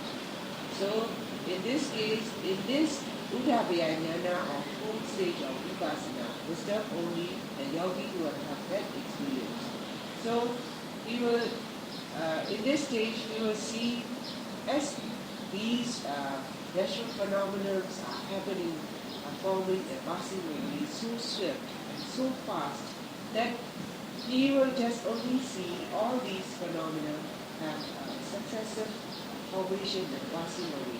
They just form and pass away, form and pass away. So he will only realize that all these, within a moment, all these things happen and pass away. The things that has just happened pass away, and the new things were already formed. So he will just see the old one pass away and the new one form. All these just the continuity of his success in formation, he will come to see at that stage of wisdom. So some will think that because as we have been in Buddhism, all these natural phenomena are form and pass away. Some will think that they know, but that sometimes they can mix up with the concept or knowledge because they know through learning or sometimes by thinking that they know this forming and passing away.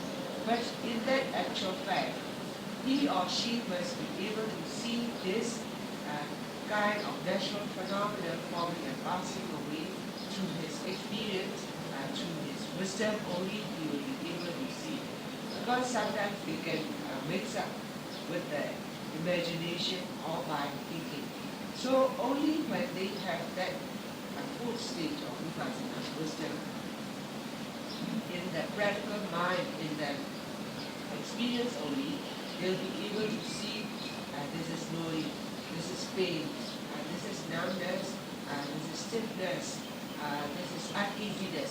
So they will see as if they were seeing the pictures with their own eyes, that forming and passing away of that natural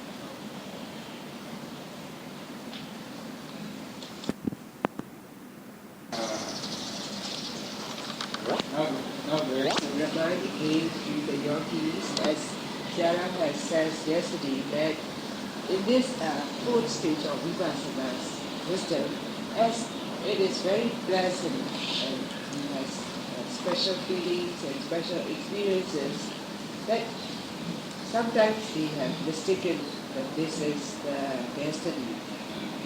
So, as Sayadaw has said, when these yogis attain this full stage of Vipassana wisdom, because they will have experiences which they haven't had before.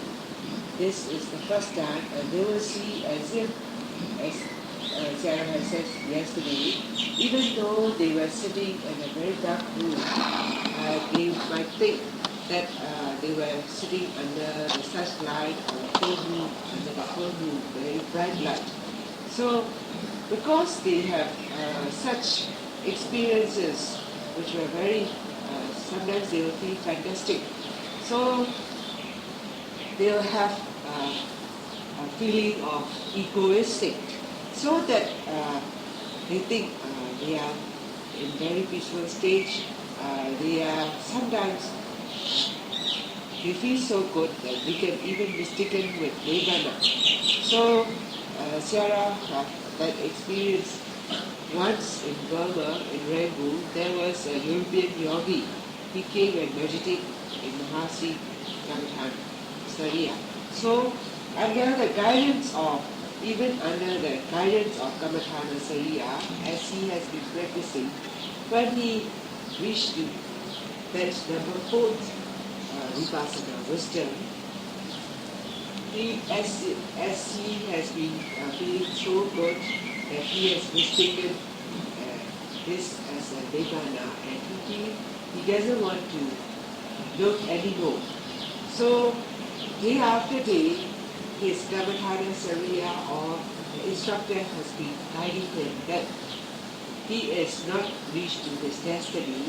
Now he is only at the first stage of Vipassana wisdom.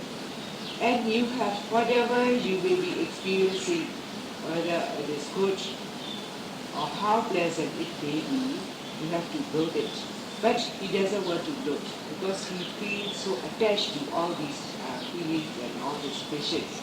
So Sarah says that European just went home with only at the first stage of Vipassana wisdom.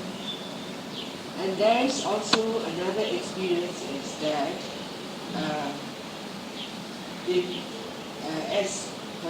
at that time, Sayadaw was meditating in Mahasi center. So, to his monastery came a nun. She was about 80 years old. So, as he has been asking all the Jayaka at Sayadaw's monastery, while Sayadaw has been away for such a long time, so they replied to her that Sayadaw has been meditating in Mahasi Center. So, as Sayadaw has been meditating there for 8 months continuously, so she was saying to the Dayaka from the monastery that why were your monk taking such a long time? Your Sayadaw has been taking such a long time to practice in the Mahasi Center. So, because she has mistaken that she has that experience and she wants to share her good experiences. She wants to know Sayadaw how good feelings he has, all these. So she just wanted to take Sayadaw to her center.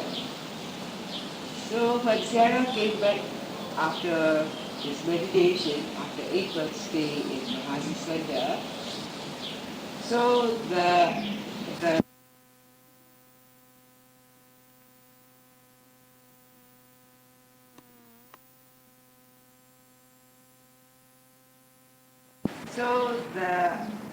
Dayaka from Sayadaw's monastery, they came there to say to Sayadaw, but that nun came up and told Sayadaw, she invites Sayadaw to follow her to her center. So when Sayadaw inquired about how she meditated and what was her way, so Sayadaw came to know that she had learned about at least 5 to 9 methods. And only at the last method, Sayadaw doesn't want to name the center.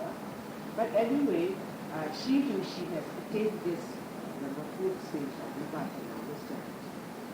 But anyhow, she thought that she had attained to her destiny. She said that because she has been practicing this way and she wished to this wisdom, now that she is so peaceful that she has been in heaven. She has been and seen all the beauty. So Sayadaw says, oh, it's so good and how without with this life only how you have been to heaven. And so also, and she said, she has been to hell. So Sayadaw said, it's so good, without spending any money, without visa, she can go to the hell with this life. And she even says that she has met her brother, younger brother who died earlier, has said, sister, can you help me, and so on. So she said that she has been to hell. And also, she said she has been to the kingdom because she has seen her previous life as she has, what in her previous life she has taken the form of cows, pigs, hens, and all the birds. Whatever she has had all this experience. So then Sayadaw realized that she is in the 4th state of Vipassana wisdom. So she is persuading Sayadaw to follow her to her yeta, to her center. So Sayadaw says, these kinds of experiences, all these visions, or as if you were feeling and you have been to all the other planes, when just like you were experiencing in your dream. So after in your dream you think you have been experiencing all these genuinely or truly, but only when you wake up you know that this is a dream. So something like that at this stage, not only Sayadaw says, not only at this stage, even at the Vipassana wisdom stage, 1st, 2nd, and 3rd stages also, you can have all these experiences. But the only thing is they have a very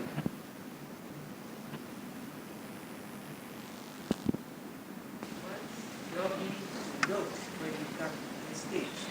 Because if you think this is the true or genuine one, and if you sometimes, as your feelings are so good, sometimes they mistake it as the nirvana. So Sayadaw doesn't want you to go on the wrong way.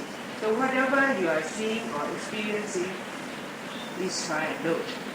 So Sayadaw has replied to this nun that she is in the stage of, after all, she is in the stage of Pinya, all these visions and experience. So Sayadaw guides her to note more and to progress in her Vipassana wisdom. So similarly, Sayadaw wants to remind to our yogis also, whenever you have these kind of experiences, please don't become attached.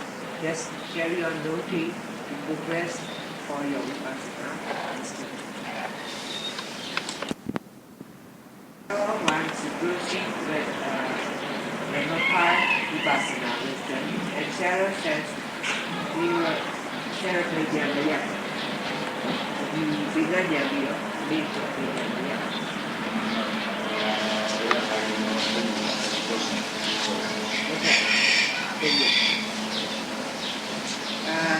He will proceed with another 3 higher Vipassana wisdom, and he will stop there, and he is going to continue with Asim Sangama Sutta, because he wants to end or complete his Sutta tomorrow morning if possible. And Sayadaw will give a farewell talk of guiding. So now as we continue our Vipassana wisdom, when a yogi attains number 5 or 5th Vipassana wisdom is, we call it Dekha.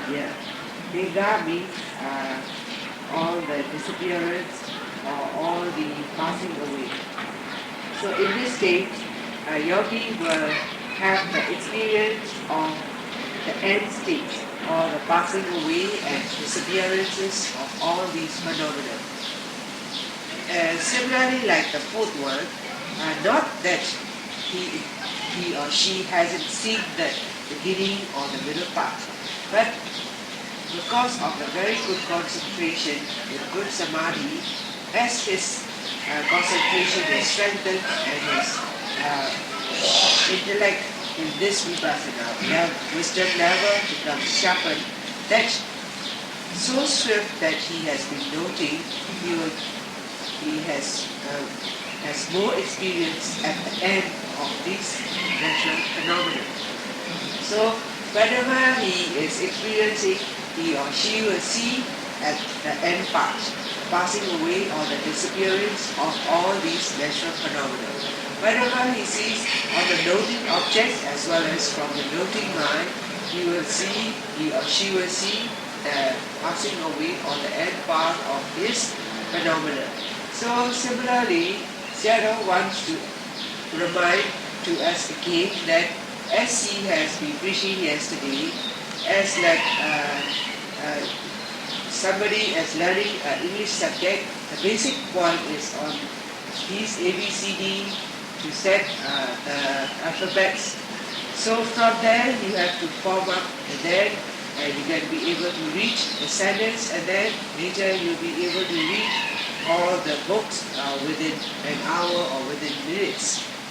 So similarly, whatever we are noting or we are experiencing, the basic point is just mind and matter, or just on these 5 aggregates.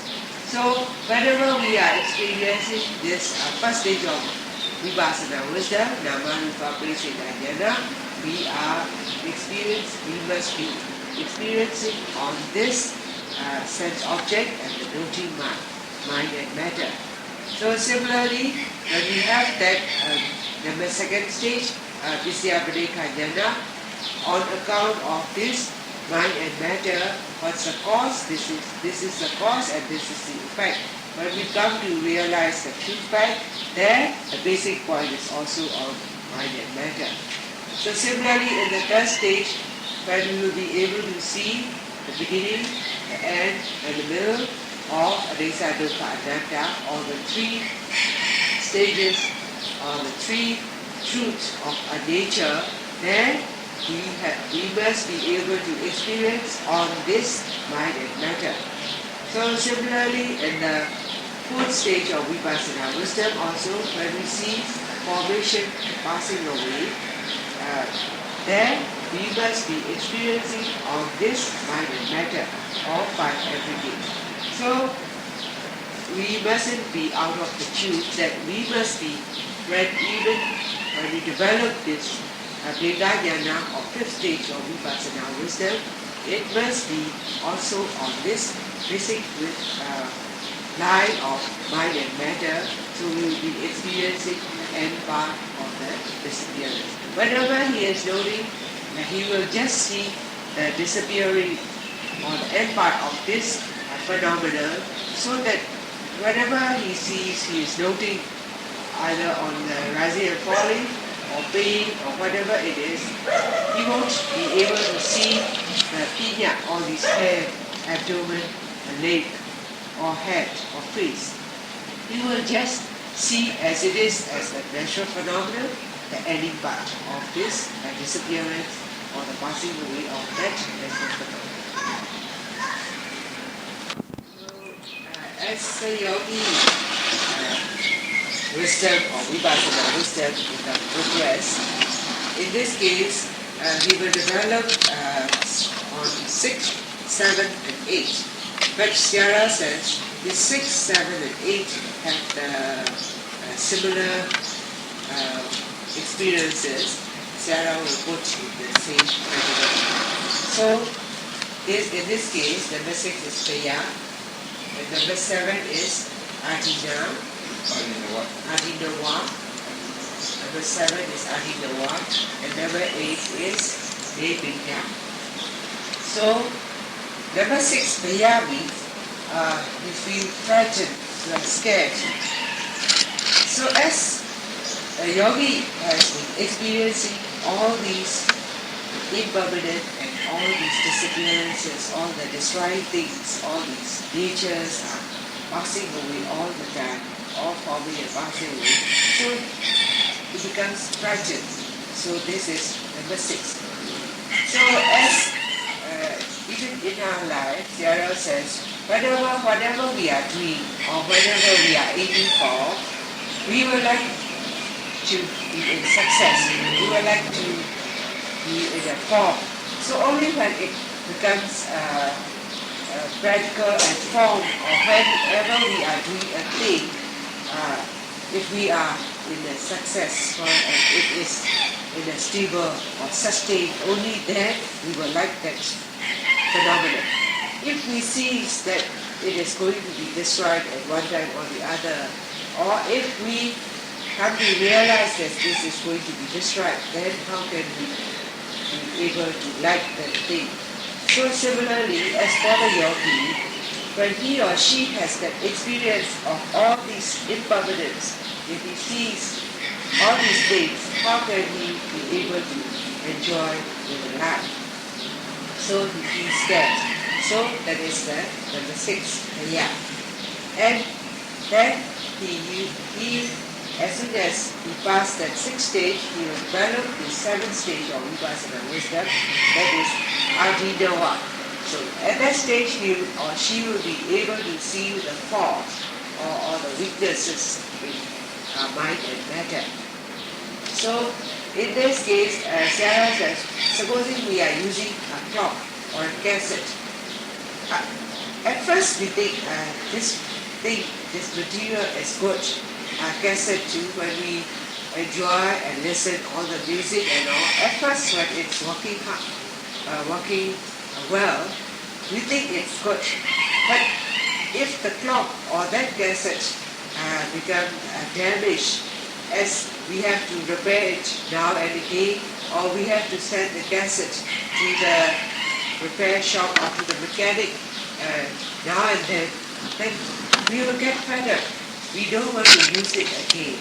So similarly, the yogi, as he or she has been experienced this mind and matter, the thought of all the time it is just forming and passing away, how can he or she enjoy on this mind and matter phenomenon? He becomes scared, and then later he or she will see the fault or the weaknesses with all these, not exactly weaknesses, the true fact of nature. So Then, as soon as he developed this Vipassana wisdom, the next in progress is he or she will become bold. He doesn't want to possess all these mind and matter. So, because we possess this mind and matter, even without meditation, just by thinking, Sayadaw says, you can see, we all say that we are busy all the time. Why we say that we are busy all the time? Because of this mind and matter, we have to work hard, day in and day out. And then we have to search. From the moment we woke up, we can see ourselves from the very beginning. Because we possess this mind and matter, it's not good. Because we have to clean ourselves, we have to go, we have to wash our face, we have to go to the toilet, and we have to brush our teeth. And then we have to eat. And for this mind and matter to live long, we have to go for work to earn our money. And then we have to, now and again, we have to go to the toilet, and we have to eat again. And then we have to work hard. And then we have to look after ourselves to be in good shape. So, till the moment we go to sleep, how can it be good? After all, why are we doing all these? We have, because we want to prolong our life, we want, on account of this mind and matter, we have to be busy for these things. So, as for the meditators, as they are really seeing the true fact, then they become bold and they want to be eliminated, they want to be free from this mind and matter. So they want to take somewhere which is free from and eternally to be free from this mind. So there is meaning of the seventh stage, as he sees the fault, and in this eighth stage, as he sees the fall, he becomes scared, and in the eighth stage, in Viveka, he becomes bold. He wants to be free from it. So, in this case, as Sayadaw has yesterday, he has reached that as these Vipassana wisdom, although we label it in 6, 7, and 8, but they have the very similar nature. So Sayadaw categorized in one group. So as when yogi has reached to these 3 stages, and as he has seen the fault and scared, and he wants to be free from all these mind and matter, when he reached to this number 9, Hussein to Pranyata, that is on number 9 stage of Vipassana wisdom.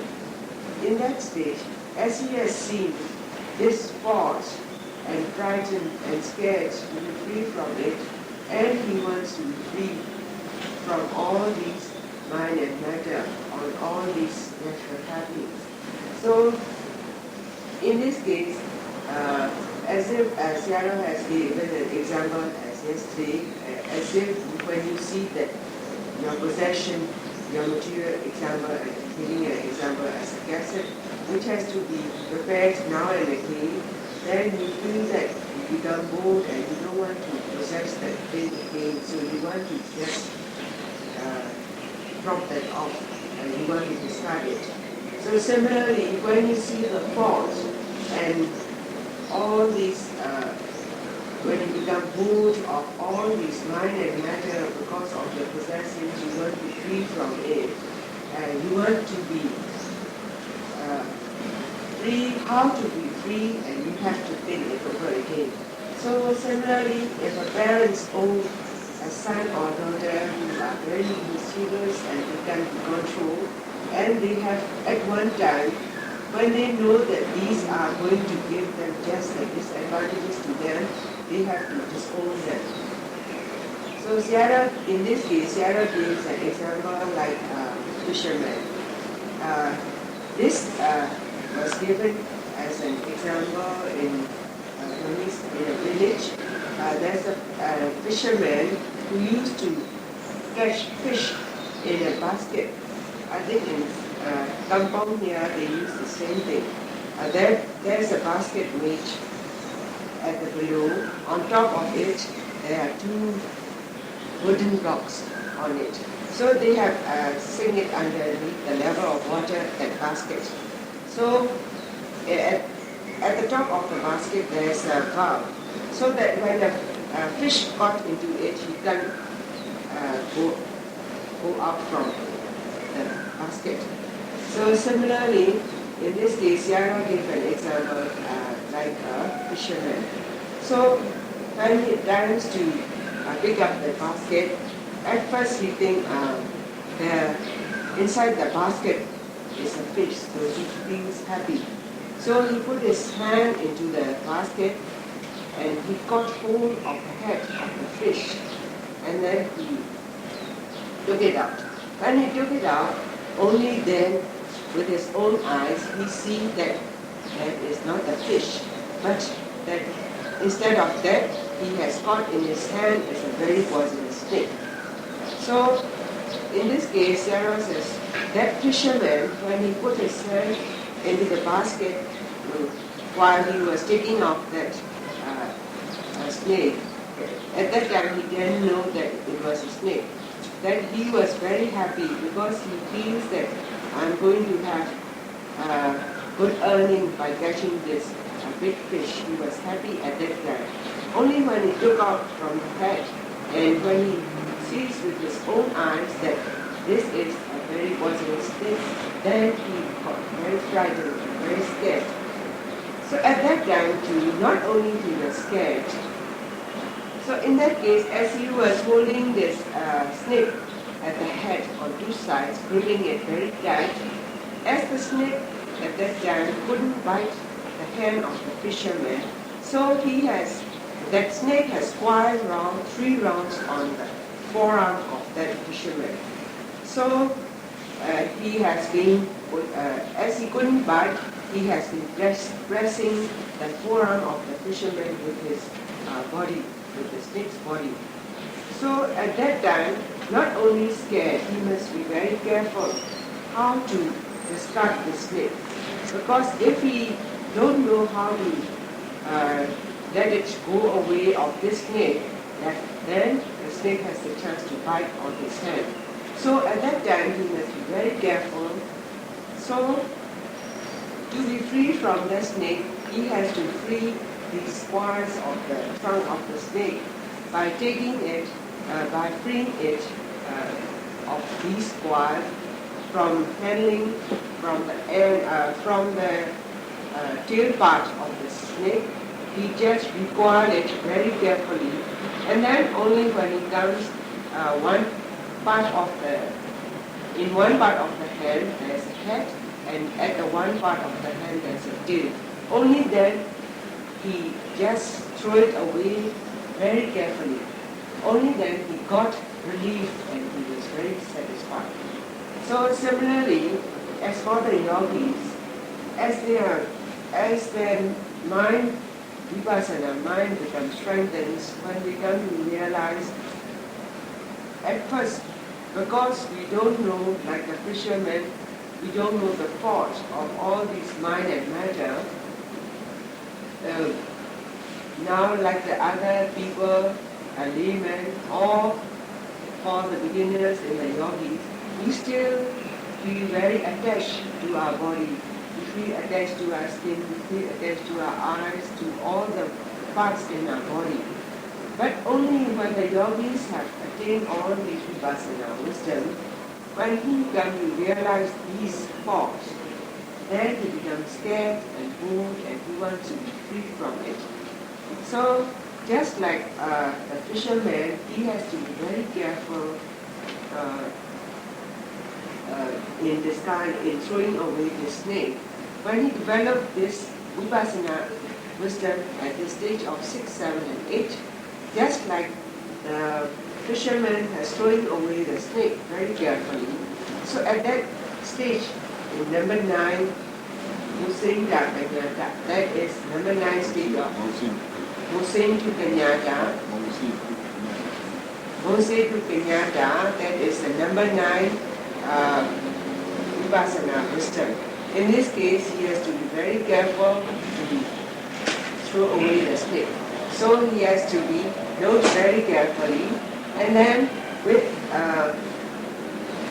Petite Dekanya, that is number 10, and also we soon develop number 11, Dekaru Dekanya.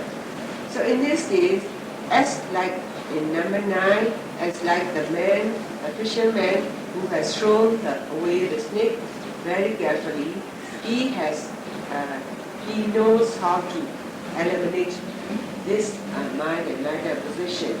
So only as he goes on meditating, when he reach after number 9 and number 10, and then in number 11 is Dekaru Dekanya, he feels after he has thrown away. In this Petite Dekanya, he is like the stage of the fisherman throwing away the snake.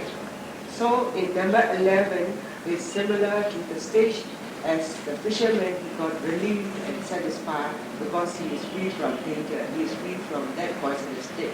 So only in the number 11 stage of Vipassana wisdom, he got relief and he knew he has eliminated or free from this mind and matter.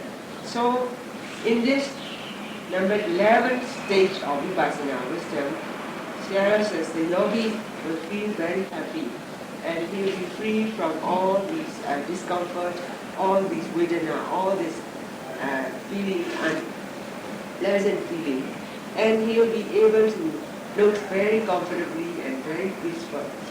So at that time too, he feels satisfied with herself or himself. So just like person with the road is very good and the car too is very first class car and the driver too is a very expert driver. So just like you were traveling on that car with a very good car driving by an expert driver on a very good road. So similarly, the yogi will be able to note very lightly and very peacefully at that stage. So at that stage, there will be no strenuous, unpleasant feeling. In this stage is the best stage we could note on meditation. Sarah said we forgot to mention that 3 quarters on the forearm of the fisherman is he has seen the Sayadaw. So he wants to be free from this 3 quarters of the snake trunk. He has to be free himself from all this mind and matter, Lisa, Vipassana.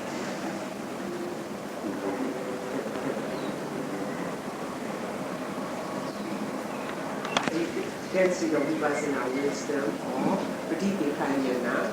At that stage, he is thinking himself of how to discard this Anicca Dukkha Anatta and mind and matter. So just like he has discarded the 3 quarters of the trunk of the snake, and then he just catch it and throw it away. Number 11 is as if he has discarded the snake.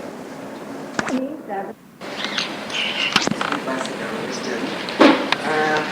When a yogi attains the nama, the first stage of Vipassana wisdom or nama rupa prasina, he or she must be able to see that the sense object what we are noting and the noting mind are here just form and pass away, this coupling.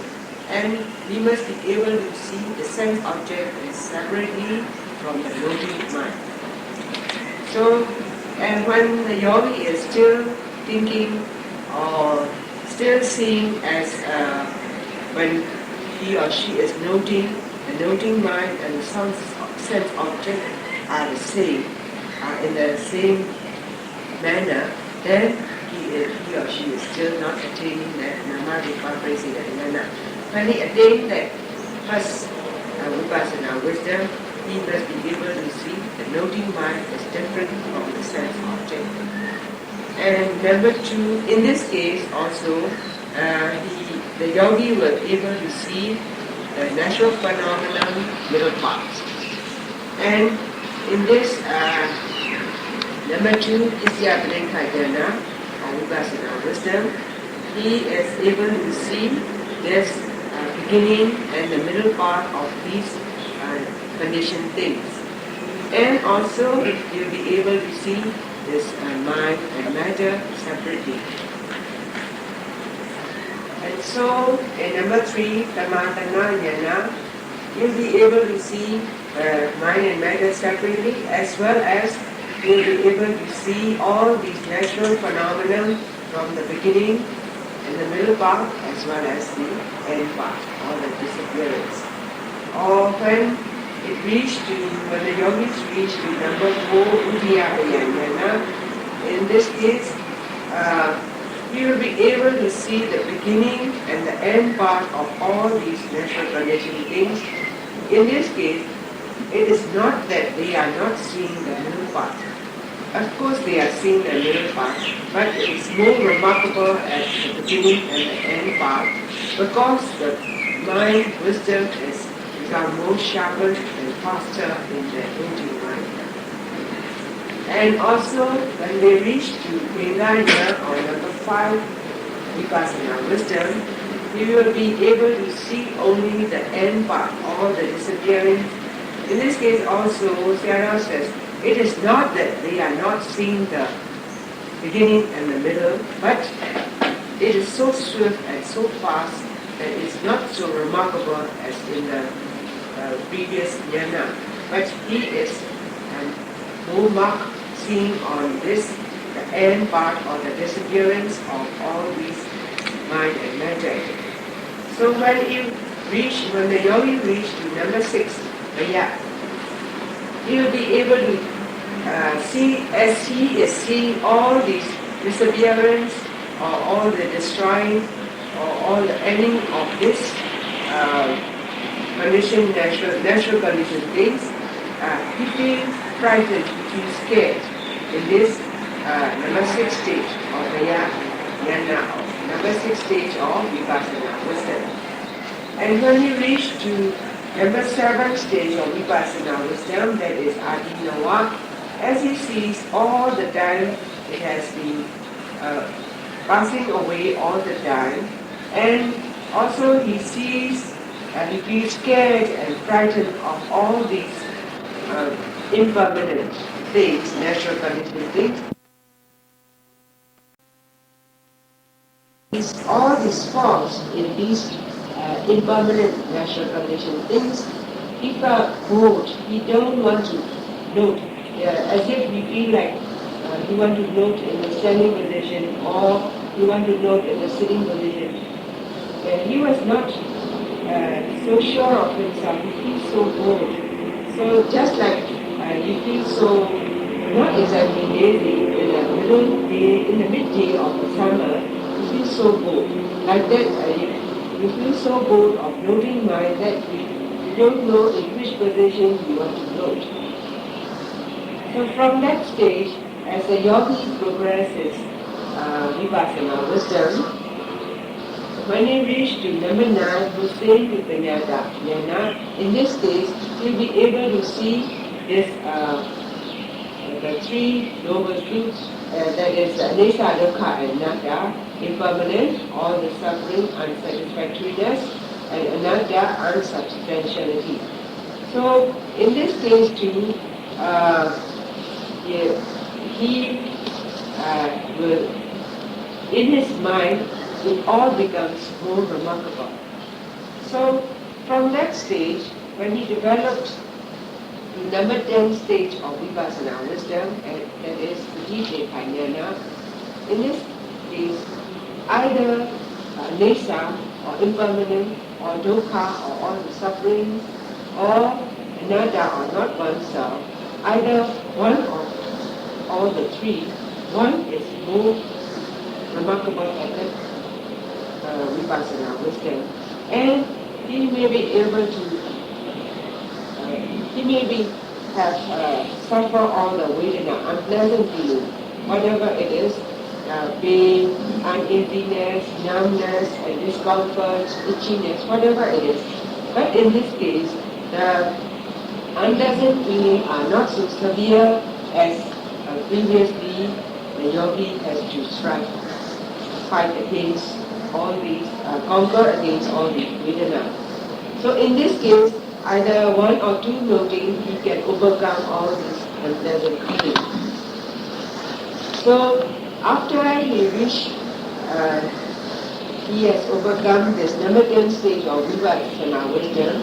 When he reached to this number 11, Vipassana, at that stage, he becomes so comfortable, he feels so light and so peaceful that he will be able to note. Supposing on sitting position, he will be able to note for so many hours. Because as for the beginners or for those yogis with the lower Vipassana wisdom, they know if they are sitting for 1 hour, it's quite long. But in this case, when the yogi reached this number 11, Vipassana, as if he was noting within a minute, although he is noting for 1 hour. So Sayadaw gives an example like those who have read a novel, when he or she is so interested in it, although he has been spending 1 hour, because he is so interested in that book, he doesn't know the time, as if he has spent about 10 minutes. Or if you are seeing a movie or watching a television, then because you are so interested and absorbed in what you are seeing, that he doesn't know the time has passed away so fast. So similarly, in this Vipassana or number 11th stage of Vipassana wisdom, that the yogi is so peaceful and comfortable, he will be able to note, carry on noting for such a long time. Now wisdom becomes higher and it becomes in progress. He will reach to number 12 stage of Vipassana wisdom, that the name is Bodhana Kamini Vipassana Yana. Vipassana Yana. So in this stage, that is just a name, like you have given a name to the gate of a compound or a house. So this is just, in this Vipassana, at that level of Vipassana wisdom is just a stage before you reach to wake up. So in this stage, just for us to understanding, Sayadaw gives an example like a bed. So in this case, as bed, they like the fruits of, Sayadaw says it's mesebe, it's like I don't know the English meaning, the English word, but it's like a fruit that is attached to the trunk of the tree. Not exactly date. It's a very big tree. You know that? They're bed like on it. On the fruits. Anyway, this mesebe, it as if a tree, there is 5 branches, 5 big branches that are protruding on to the clouds. So this bird, as he wants to eat the fruits of that mesebe, as he went and searched into this tree, from the first branch he couldn't find any fruit. So he went on searching from first branch to the second branch, and then on to the third branch, and then to the fourth, and then to the fifth branch. So even after he has been searching all over the tree, possessing these 5 branches, he couldn't find any fruit. So just like that, when the yogi, as he has been meditating, he has been meditating on this mind and matter of the 5 aggregates. So he has been, as he goes on meditating on these 5 aggregates, whether on the mind, Vipassana or Vedana, Vijnana, Vipassana and so on, on whatever the khana he has been noting, he couldn't see any peacefulness. So just in this number 12 stage of Vipassana, the yogi is like that. He has to look, however he has been noting to and fro on all these mind and matter, just 5 aggregates on which aggregate he has been noting, he couldn't find any essence of form which is valuable to us. So at last he wants to be free from all these, and he wants to find a tree with all the fruitation, just like the bird has put it up his head and looking for another tree which has all the fruits he wants to stay on. So at that stage is like the Buddhana, Mini Vipassana is the number 12 stage of Vipassana, wisdom. So when he sees to and fro, like the bird has been looking around on that tree, he couldn't find any valuable in our body, in all these 5 aggregates. He fly on to another tree after looking, peeping forward, and then he went into another tree which possessed all the trees, all the fruits he wanted to eat with a very good tree. That is, from that stage, he just goes into another stage, that is to attain Mecca. That is Gutaru Yana. Gutaragu Yana. That stage is he has discarded himself, or the yogi has discarded himself from the stage of Uttusana to attain sainthood or Ariya. So at that stage, Sayadaw says, although we are explaining it quite long, but as soon as we attain that number 12 Vipassana wisdom, to reach to number 13 Vipassana wisdom, or to reach Mega, it's within a moment. So when he reached to that number 13 stage of Vipassana wisdom, or when he reached to that Mega, he also attained to Phala. Because although we say in word, this is Mega and this is Phala, this is something like you put on 2 papers adhesive to one another, and you put on a nail to pierce on it. As soon as you pierce on this side of this paper, you have already pierced on that side of this paper, of that paper. So similarly, when you reach to Mega, then you have already, next moment you have already reached Phala. Although we say in the word this is Mega and Phala, almost in the same moment we reach it.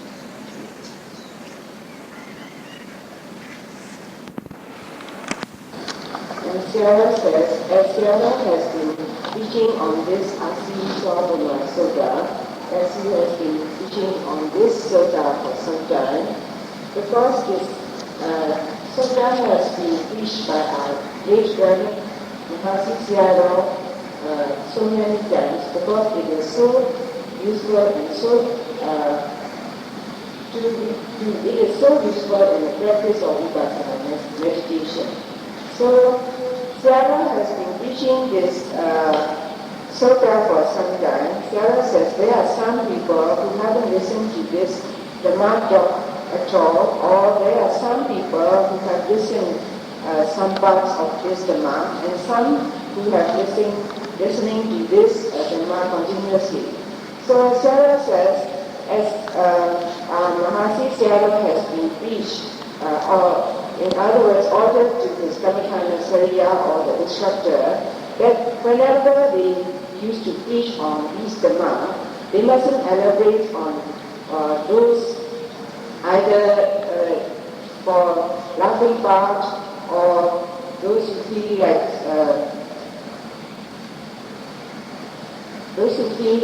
crying. But he must elaborate only on those parts which are applicable only in meditation practice. So Sayadaw says, if he didn't finish his Dhamma talk on this sutta, Sayadaw thinks yogi won't satisfy.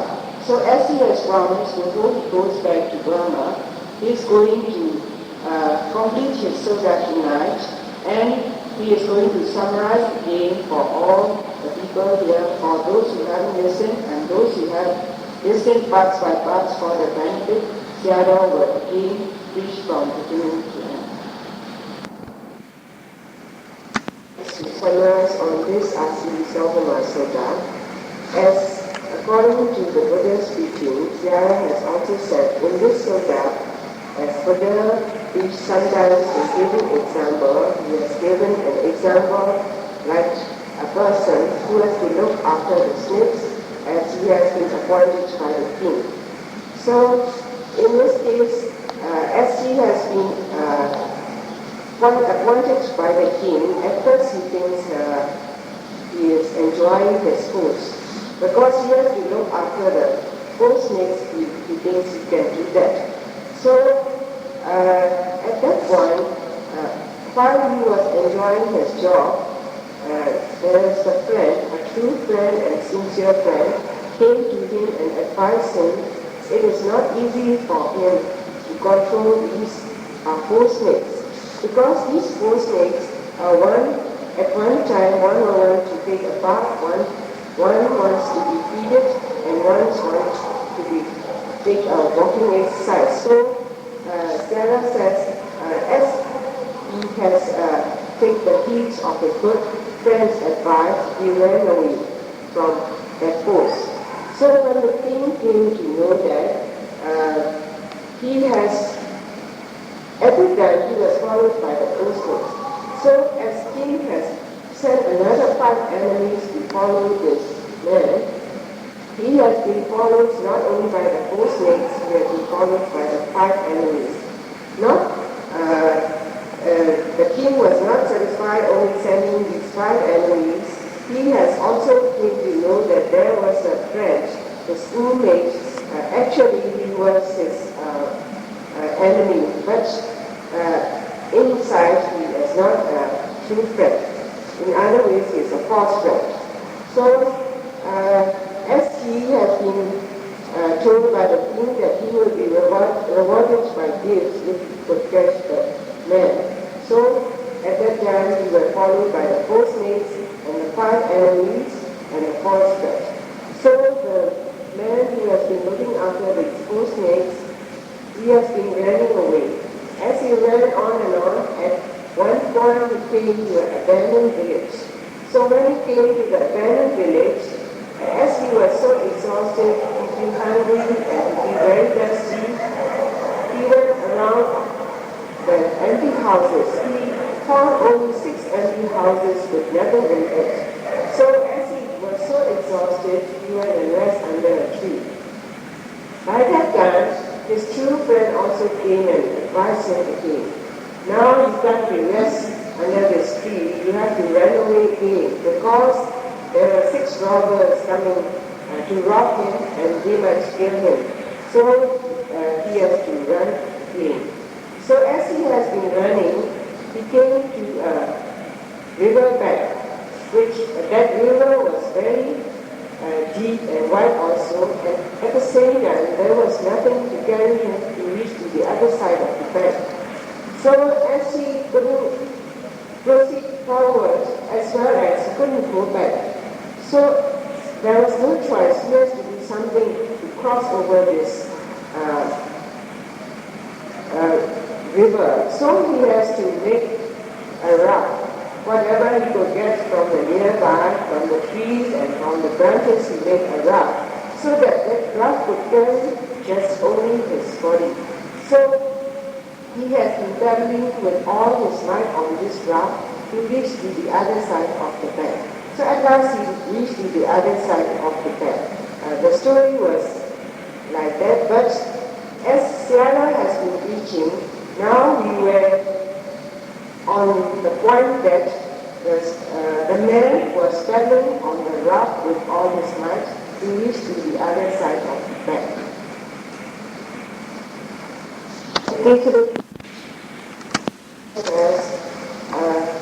The first next given example in this story is, it's after all, those four measures, the four major elements in our body.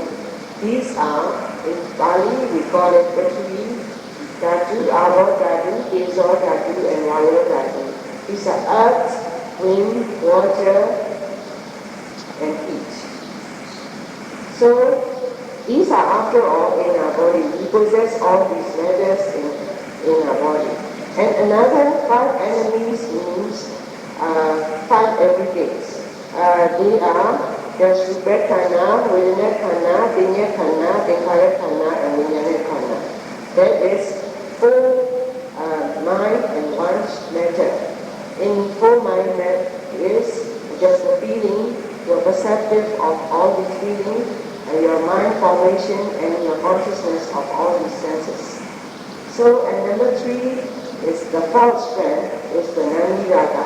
That is our pleasurable feelings and attachment to all these, all our craving. These are especially when we come from meditation, when we have good experiences and pleasurable experiences, we become attached to it.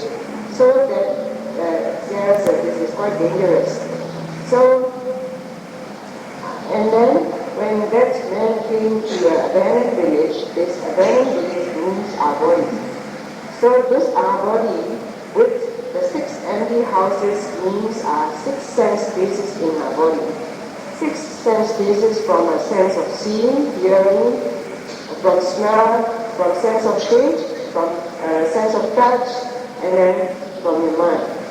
And the other six robbers who comes to attack him is the others, the sixth sense object from outside that we have been really conquering on all these six objects. That is from the appearances whenever we are seeing. And then from the sound and etc. as it goes on to our six senses. So when he came to this side of the bank knee, this side of the bank knee is our body. We call it in Pali it's Vakaya. Or after all, this is just mind and matter. Or in other words, we can call ourselves also five everydays.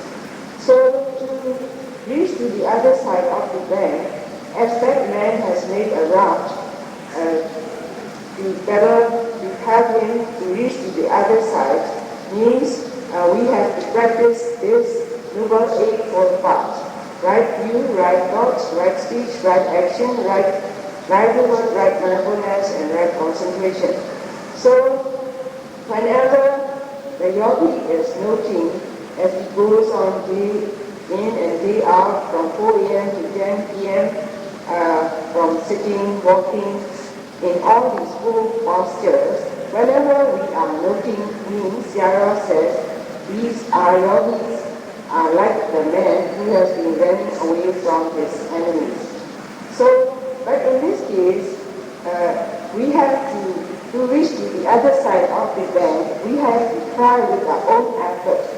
We have to make a tremendous effort to reach to the other side of the bank. Not like we have to cross with a ferry to reach to the other side of the bank.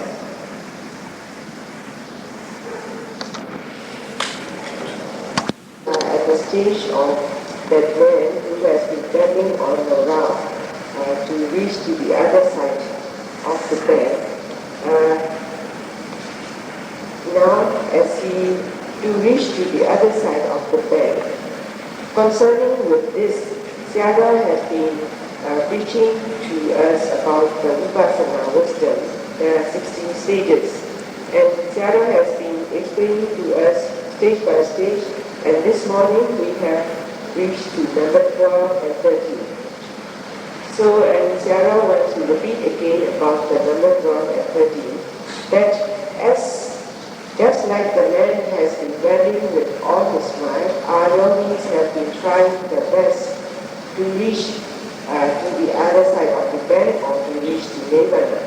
So, in this case, Sayadaw says, when we reach to the number 12 stage of Vipassana wisdom, he gives an example like a bat who has been searching for his food on a tree. He has been searching.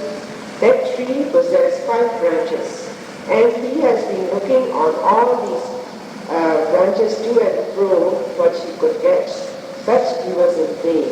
So this example is the bat is just like us, and the 5 branches are the 5 aggregates. So as for the yogis now, as they have been meditating on and on, when they come to realize that our concentration, our mind becomes strengthened, whether they are noting either on Vipassana or either on mind or matter, all these 4 mind khana, 4 aggregates or 1 matter or 1 Vipassana.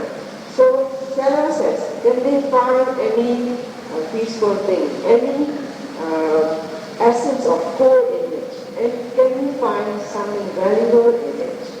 So as our yogis have been meditating for a long time, they know the truth now. So as they have been, just like the bat, as they have been meditating to and fro on all these 5 aggregates, or in other words, our mind and matter, they come to realize that all these natural conditioned things are impermanent. They will just come, arise as it is, they will fall and they will pass away. So we can't govern all these things, we can't control ourselves. So it is when we come to realize that we are not oneself, then we are seeing this 3 noble truths: impermanent, unsubstantiality, and unsatisfactoriness. So when we come to realize all these sufferings in our body, just like the bat couldn't find any fruit on that tree, he put out his head and looked forward to see another tree with all the fruits so that he could live on it. So similarly, the yogi got food and he will look up to, as if the bat has looked up forward, he will want to free from all these unpleasurable things, so he wants to free from all these. And as he goes on noting, as his Vipassana wisdom becomes strengthened, at one time he will reach to this number 13, Buddha Vipassana wisdom. That is, as in the previous, all the other wisdoms, in each and every wisdom, at first they will have a tender stage. Then, as they go on moving, it becomes mature, and at one time, when it comes to ripe, then they will proceed to the next further development of Vipassana wisdom. So, in this case, this yogi will free itself from all these, and he will reach to the mega nirvana. So, in this case, he has already completely eliminated himself as the linkage from Uttuzana, or just a commoner, or just a lady. And then attained to that sainthood or area. So in this case, although we say this is Metta and Hala and Dona, Sayadaw says it's just instantly you will attain all these wisdom by, as if you have pierced 2 papers adhesed together, and if you pierce with a pin, then as soon as you pierce this side, the pin has already pierced to the other side of the paper. So similarly, the yogi will attain, as soon as he attains that mega he will also attain that hala. So in that area, when he attains that sainthood, he is also a streamlined winner. So he becomes a Ariya. So in that place only, he knows that that is the only eternal place which is peaceful, find a tree with all the fruits he could live on, then he won't return to those to that unuseful tree to him. So similarly, the yogis will stay in that metta or Nyanapala stage, or he will become a Ariya. So, as Sarah says, when that man has been running away from all these post needs mean, all the four major elements we have been possessing, and the five attributes, the false friend, and then this side of the bed is Asakaya Dichi, Asakaya, and then six sense bases and the six sense objects. Whenever he has been trying to escape on it means we have been escaped from all these defilements in ourselves. So, in the story, as there was a true and genuine friend to the man who has been giving him good advice to that man is Buddha. So, as Buddha has preached this way, Sayadaw says he has to repeat again as Buddha has preached this as himself a master. I want to remind to all our yogis that as he has completed his Asana Masaka, he wants to remind us that when we progress to a we can guide them to where's the place, where's the instructor, and what's the method. But if you have come to face with that tricky person, or he just wanted to test you, then Sarah says you don't need to answer. Just by keeping it silent, there's no worry. So, now as we are meditating here, our aim and object is just to be free from all these defilements, all this anger, greed, and all this false belief. But if we have come to argument with all those who want to test us, and there are also some people who want to compare and contrast with their learning Vedana and Adama. And they want to compare and contrast with their monks and our monks. So, in this way, Sarah says, please try and avoid all these situations. So that as we are aiming to be free from these defilements, but when we come to argue with them, we can develop all these defilements. So instead of we are having a peaceful mind, we will have all these impurities. So Sarah says, please try and avoid it, because our aim and object is one line, and what we are receiving is all these disadvantages or all these bad deeds. So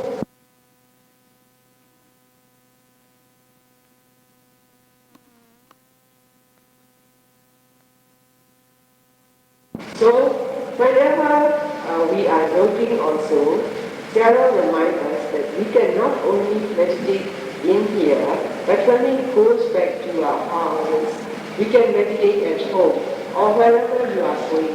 Whether you are traveling on the buses, on the planes, on the trains, or even if you are doing the household walks, or when you are free, when you have free time in your office or in your walks, then as we possess this mind and matter, we can meditate at anywhere, any point, as long as we possess this mind and matter.